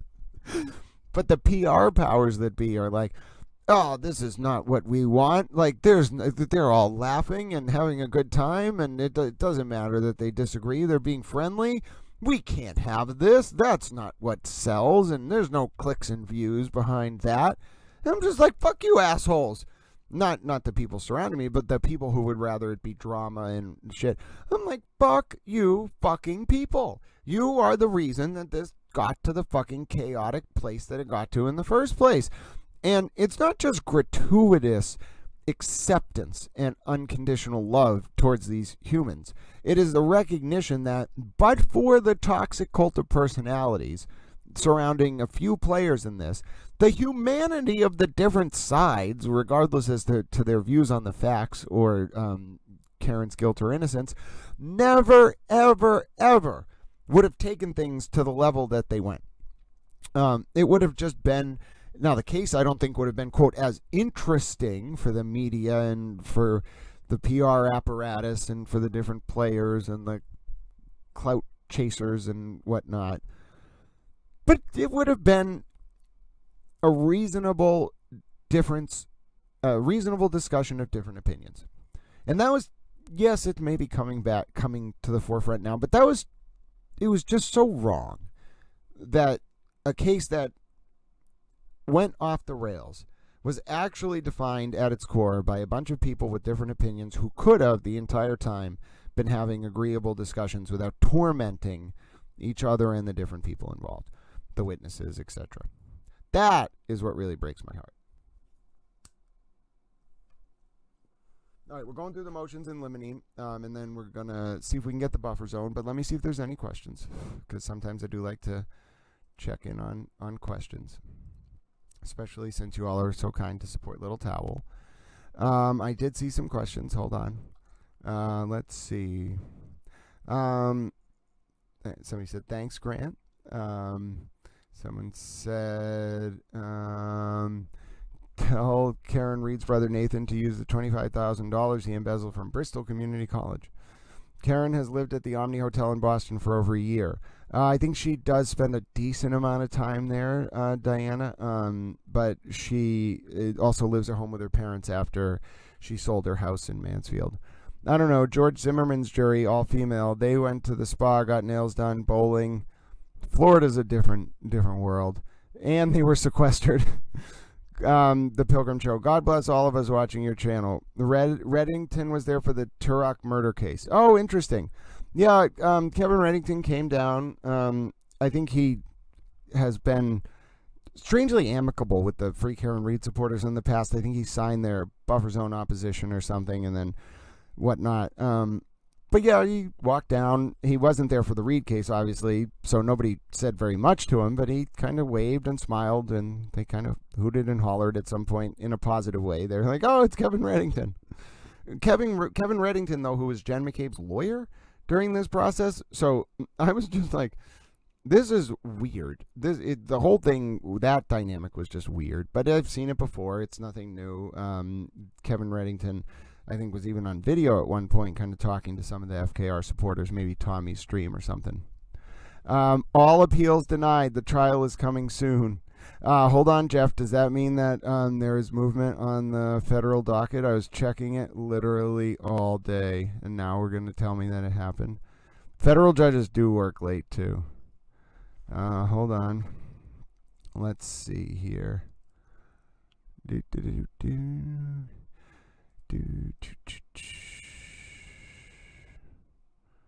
Anything? Any movement on the federal docket? Nope, no movement on the federal docket. The motion to dismiss was denied, though. But yeah, there's still a pending appeal and motion for stay to the First Circuit Court of Appeals. I don't see that going anywhere, but it has not been. There's no action on that. I just took a look on Pacer, which cost me 10 cents, but I don't mind because you all are being so kind. I forgot I definitely spent like $40 on Pacer this month too. I could not help myself and kept downloading like 100-page documents from the Read Appendix, and each one of them was $3. Yes, the federal government, by the way, really does charge its own citizens to access publicly available court PDFs. At least Massachusetts, while not providing the PDFs, doesn't charge you for them when you go to the court to get them. Actually, the district court charges you 10 cents, some district courts. But the Superior Court, will they must have a bigger budget. They will just give you the PDF by email. Although, you used to have to go to get it by hand, but they're slowly doing email more now. And I think, I don't know if it was me or other people, but I kept lobbying the clerks and being like, we're killing a lot of trees. Because they would print out, like what would happen is there would be motions and orders that would go up on the read docket. The clerks would print out, because they knew like 12 of us, like Channel 7, Channel 5, Channel 4, me. They know as soon as it goes up, we just run. Literally today, I would at 2:00, I saw an order go up, and I literally ran from my car to hit the courthouse. And then I opened the door to the clerk's office, and she just looks up at me like, "Grant, of course." But what the clerks used to do is they would print out, even if they were like 130-page motions, they would print out like 10 copies of them.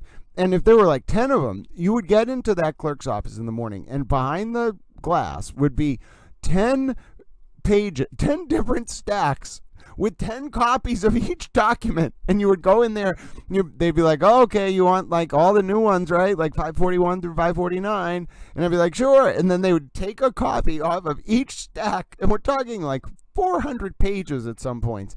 And they'd be like, "Here you go."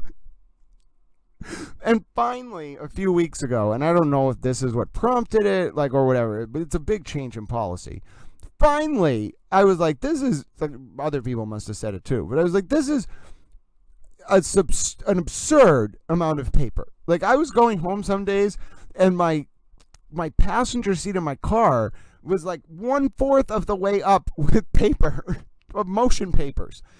And so eventually, over the past few weeks, the clerk started sending all like the newly filed motions as PDFs to a listserv. And only because of that have things become slightly more manageable. But yeah, I just went completely off topic there. I forget exactly what. Oh, that's right. I was looking at the federal court docket and saying, well, the federal court charges us, but at least we get access to the documents. However, you'll never get the kind of accommodation that the state court clerks provide in terms of access to documents from the federal clerk's office, because they expect you to just know how to use Pacer and to use Pacer. And Pacer you actually pay for, so it's not like mass courts where you can just go on it and look at it. You can use Pacer Monitor, which is a crowdsourced, publicly indexed version of Pacer, and then it monitors Pacer. It must have some kind of agreement with Pacer, because it monitors Pacer and pulls documents, or at least pulls docket reports, and then you as an end user can pay 10 cents on, I think it's Court Listener or whatever it is, Pacer Monitor, and you can pull the new documents, and when you pull it through that third-party service, it becomes available for anyone on that third-party service to use. So it's actually a very efficient service.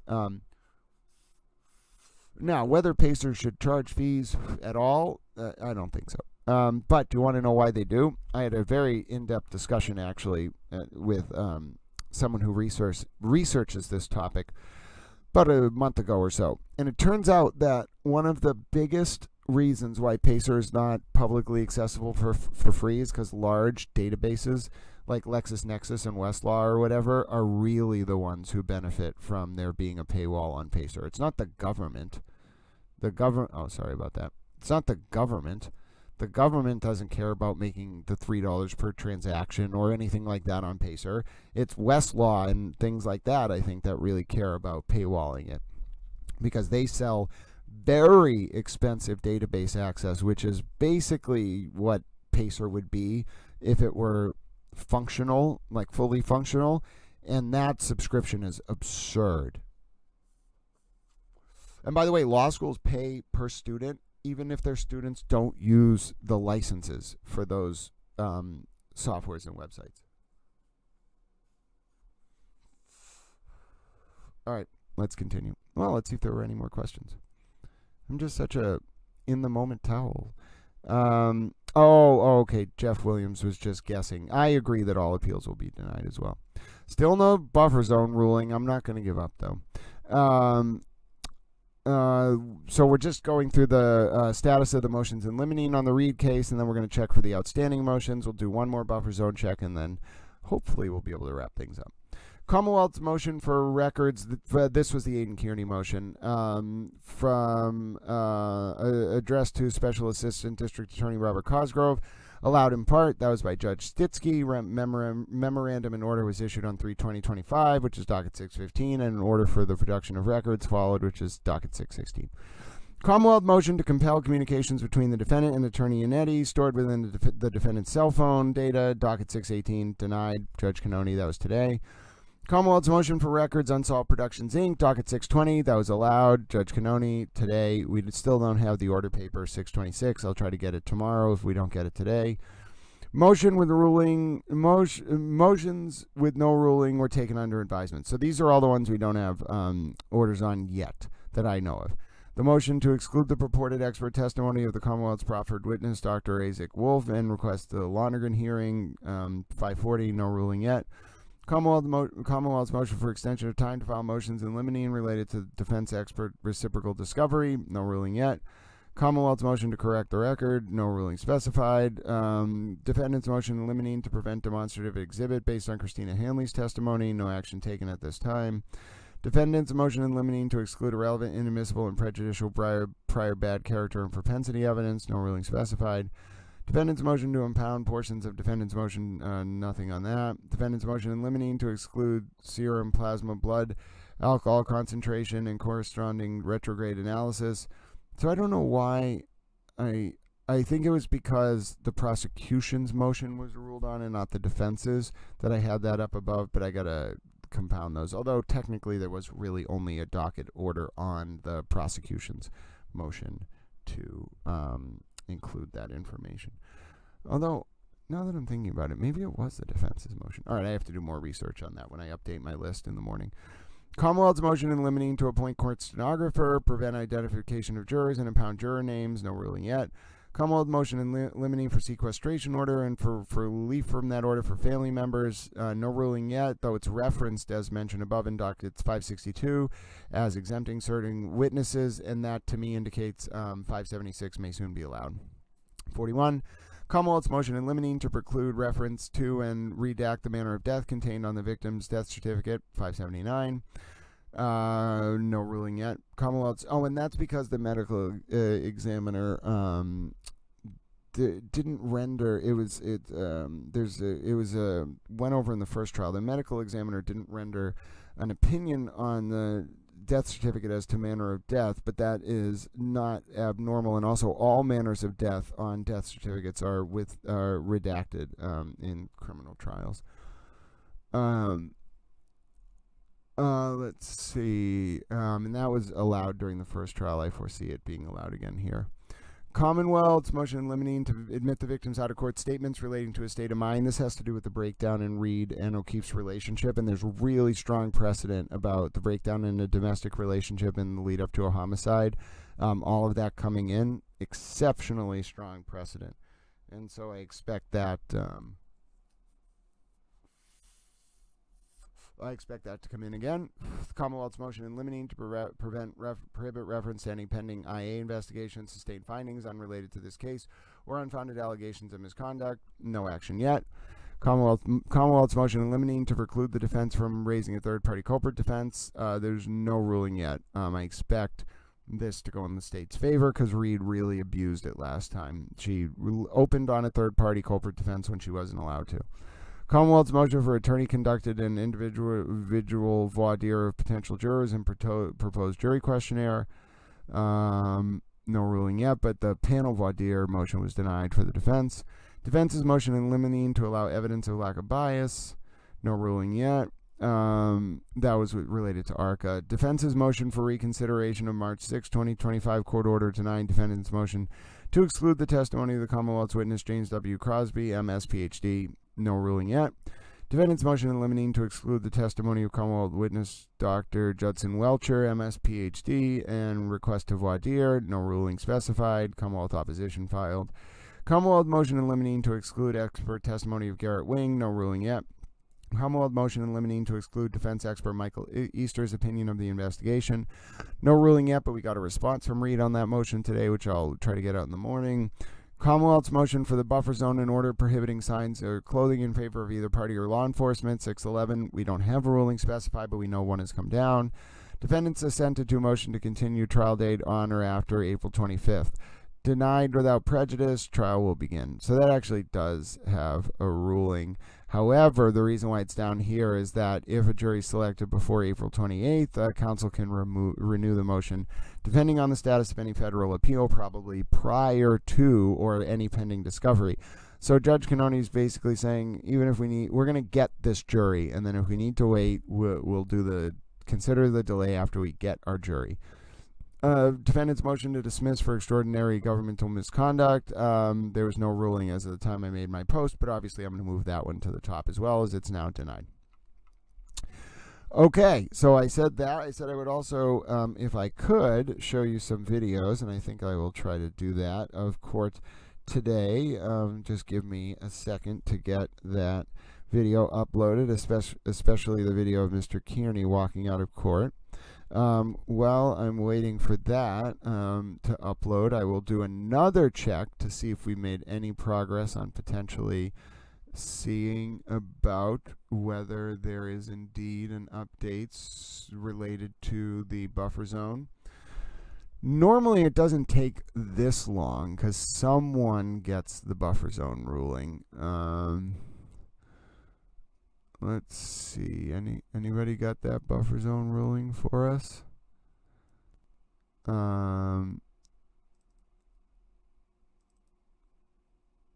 Let's see. Let's see.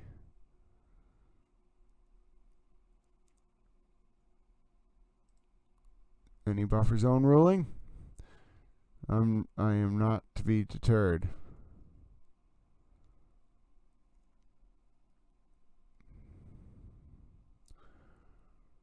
Nope, nothing yet. Let's see. I'm really shocked because this buffer zone ruling is actually quite important. Normally people jump to it must be because the motion to dismiss is such a big deal, but normally people jump at the chance to for this kind of buffer zone ruling. Okay. Nothing yet? Alright, that's alright. I am going to get some of these videos up from after court today, though, and perhaps that is what we will close with. It's actually fun to get these videos out in this way, because as far as I'm aware, I mean, some people might have been filming, but I don't think Tommy was there. So what's this one? Is this when Nathan Reed walks out? No, that was just me randomly standing in front of the courthouse. That was Karen walking out. What is this one? Oh, okay. So that's one of Dougal walking out. We can watch it. It was, I don't know. It was unseemly. I guess I was trying to raise the point that it could have been. It was somewhat civil. It was not horrifying. Let me just throw a watermark up over it first, because I do not appreciate the fact that some people have been flagrantly violating copyright law and stealing my content without attribution. Alright, and then let me throw a date stamp on there, just so in case people do end up needing this clip, it has a date and a reference point. Alright, so let's take a look at this exit from the courthouse. Let's see what's the best way to do this. I think just by playing it from within the Google Chrome. Alright, give me 1 second. I'm going to change this over to the other screen. Not perfect, but give me 1 second. Could have been worse.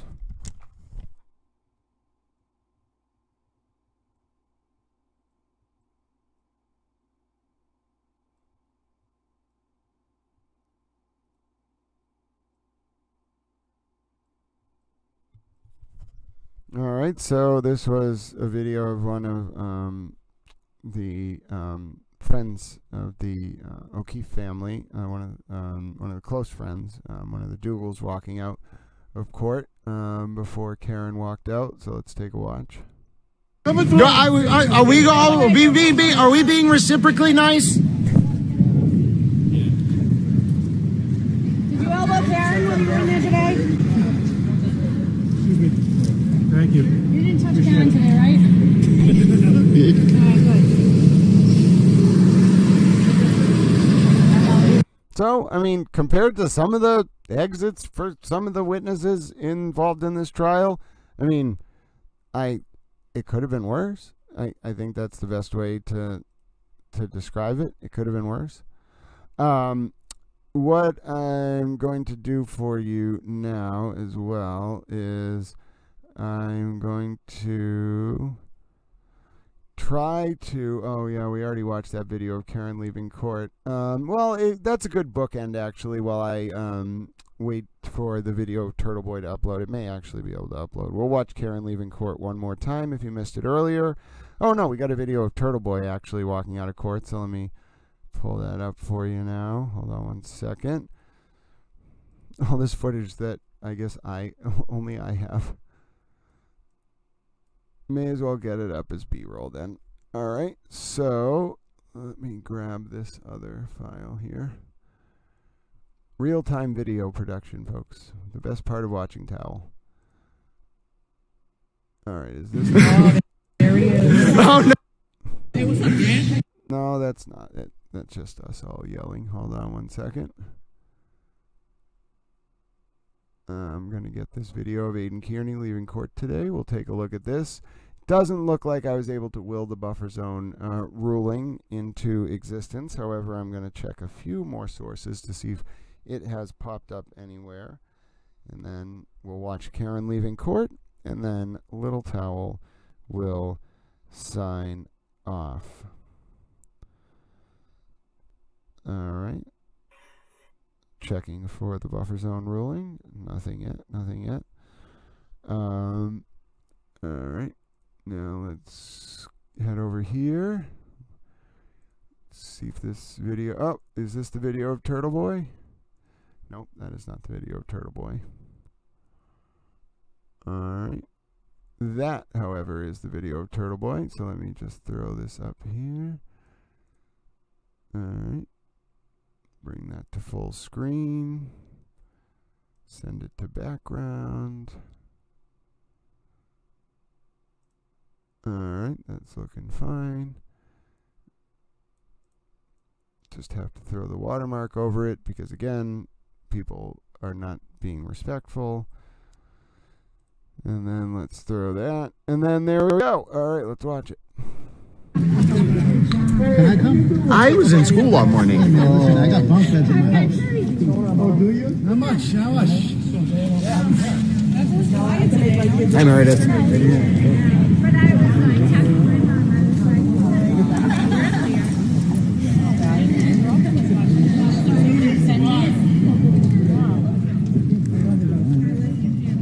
Did he say I smell like weed? I definitely smell like weed. I was going to say, who doesn't smell like weed? Do I take showers? I take a lot of showers. Done. We're done. Yeah, back next week. There he is. And she is. But hold on, no, we're gonna. If we have mutual, you want me to be nice? Everybody, be nice to Christina. No. Frauds are us right here. Does it not go both ways? Let's go. The other girl was So there you go. That was Aiden Kearney walking out of court.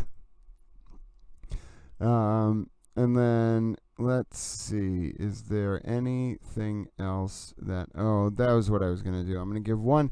I'm really frustrated that it's so hard to get these buffer zone rulings, or to get this buffer zone ruling at this time, because that is the document that I am actually quite interested in. All right. While I look for it, you can watch Karen Reed leaving court one more time. Hold on. Let me make that. That's actually a very high quality file. I think I have a better way for us to watch this, actually. Hold on one second.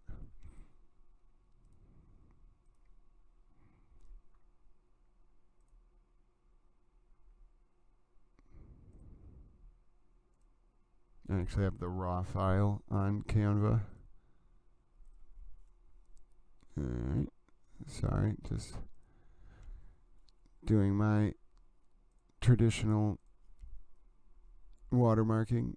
I'm going to let you see the, I think the raw file is the same file that I uploaded on X, but if it's not, you'll get to see the raw file. I think I'm pretty sure I just ripped the actual file, so. Alright, let me switch this over. You're going to get to see Karen Reed leaving court today. I'm going to check one more for time for the buffer zone ruling, and we'll go from there. That's a nice suit. Wasn't too bad. Beautiful, Karen. Sorry, Drew.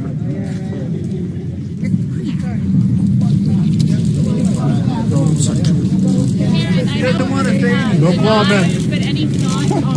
No comment. No comment. Keep it moving. Let's go.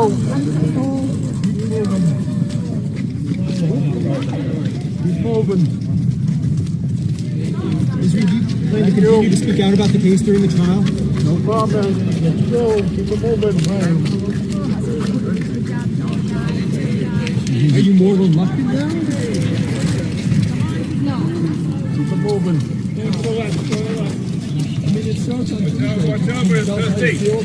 Watch that pole, bud. That was the one I was telling you about. Do you stand by everything you told the documentary producers? No comment.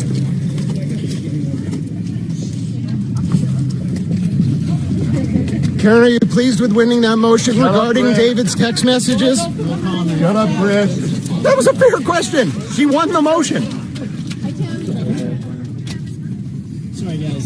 Sneak by the Bye-bye.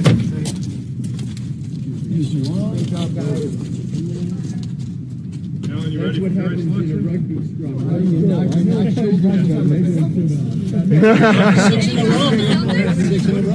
Green tie.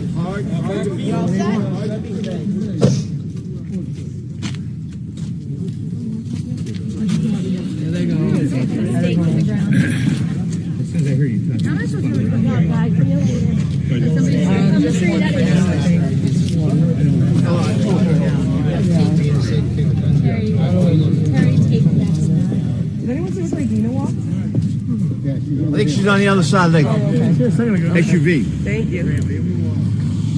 I was going to say good luck, but I decided against you. Why'd you decide against her? All right, boys. Tim, I'll see you.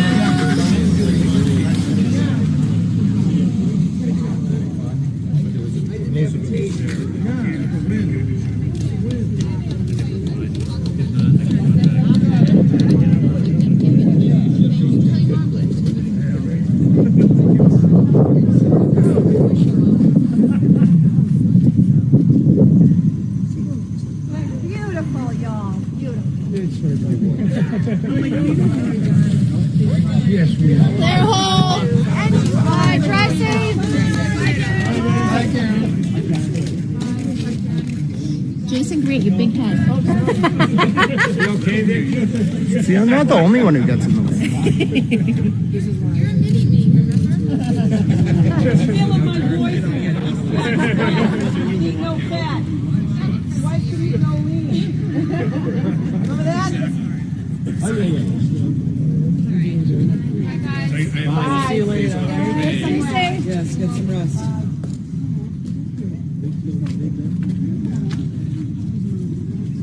That's a functioning normal person.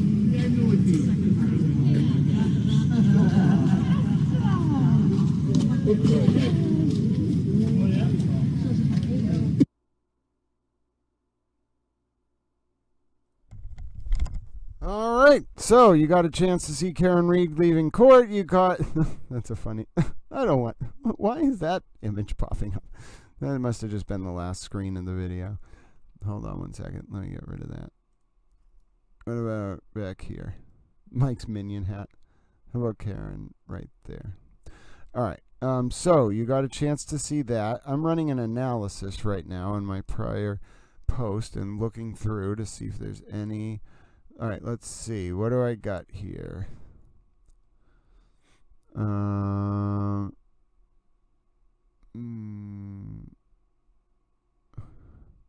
Oh, what's this?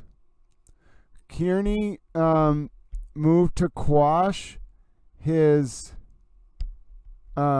subpoena. When did that get filed? 611.1? That must have just been filed. No, it was filed on 3/18. I just missed it at the time. So Kearney's trying to so he was subpoenaed to testify. He already got it. Wow. And he's trying to move to quash. Oh, that wasn't what the hearing was about. That was just a motion to quash. And it seems like, wait a minute.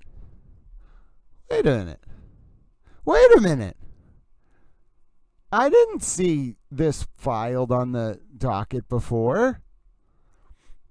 When did it says it was filed 3/18, but it just popped up now?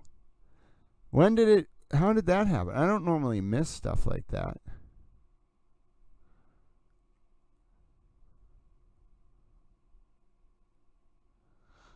Hold on. Anything else?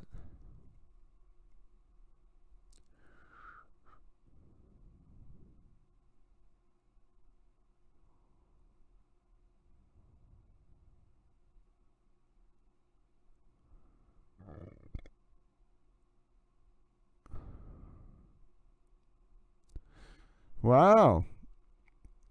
Okay, so I'm adding that to the list. It says it was filed last week, but I am very attentive. And maybe I just...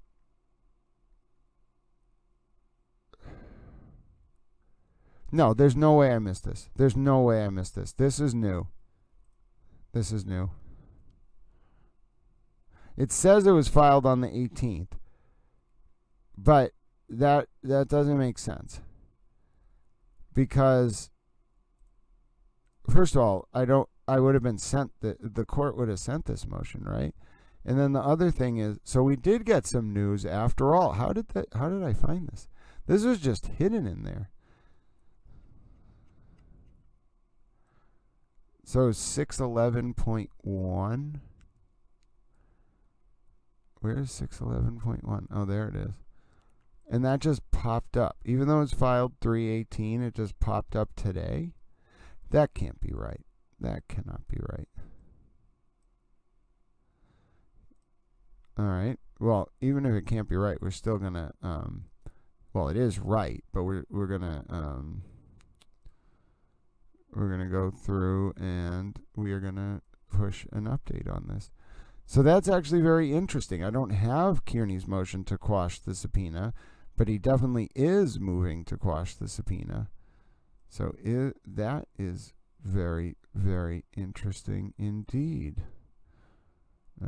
Most certainly.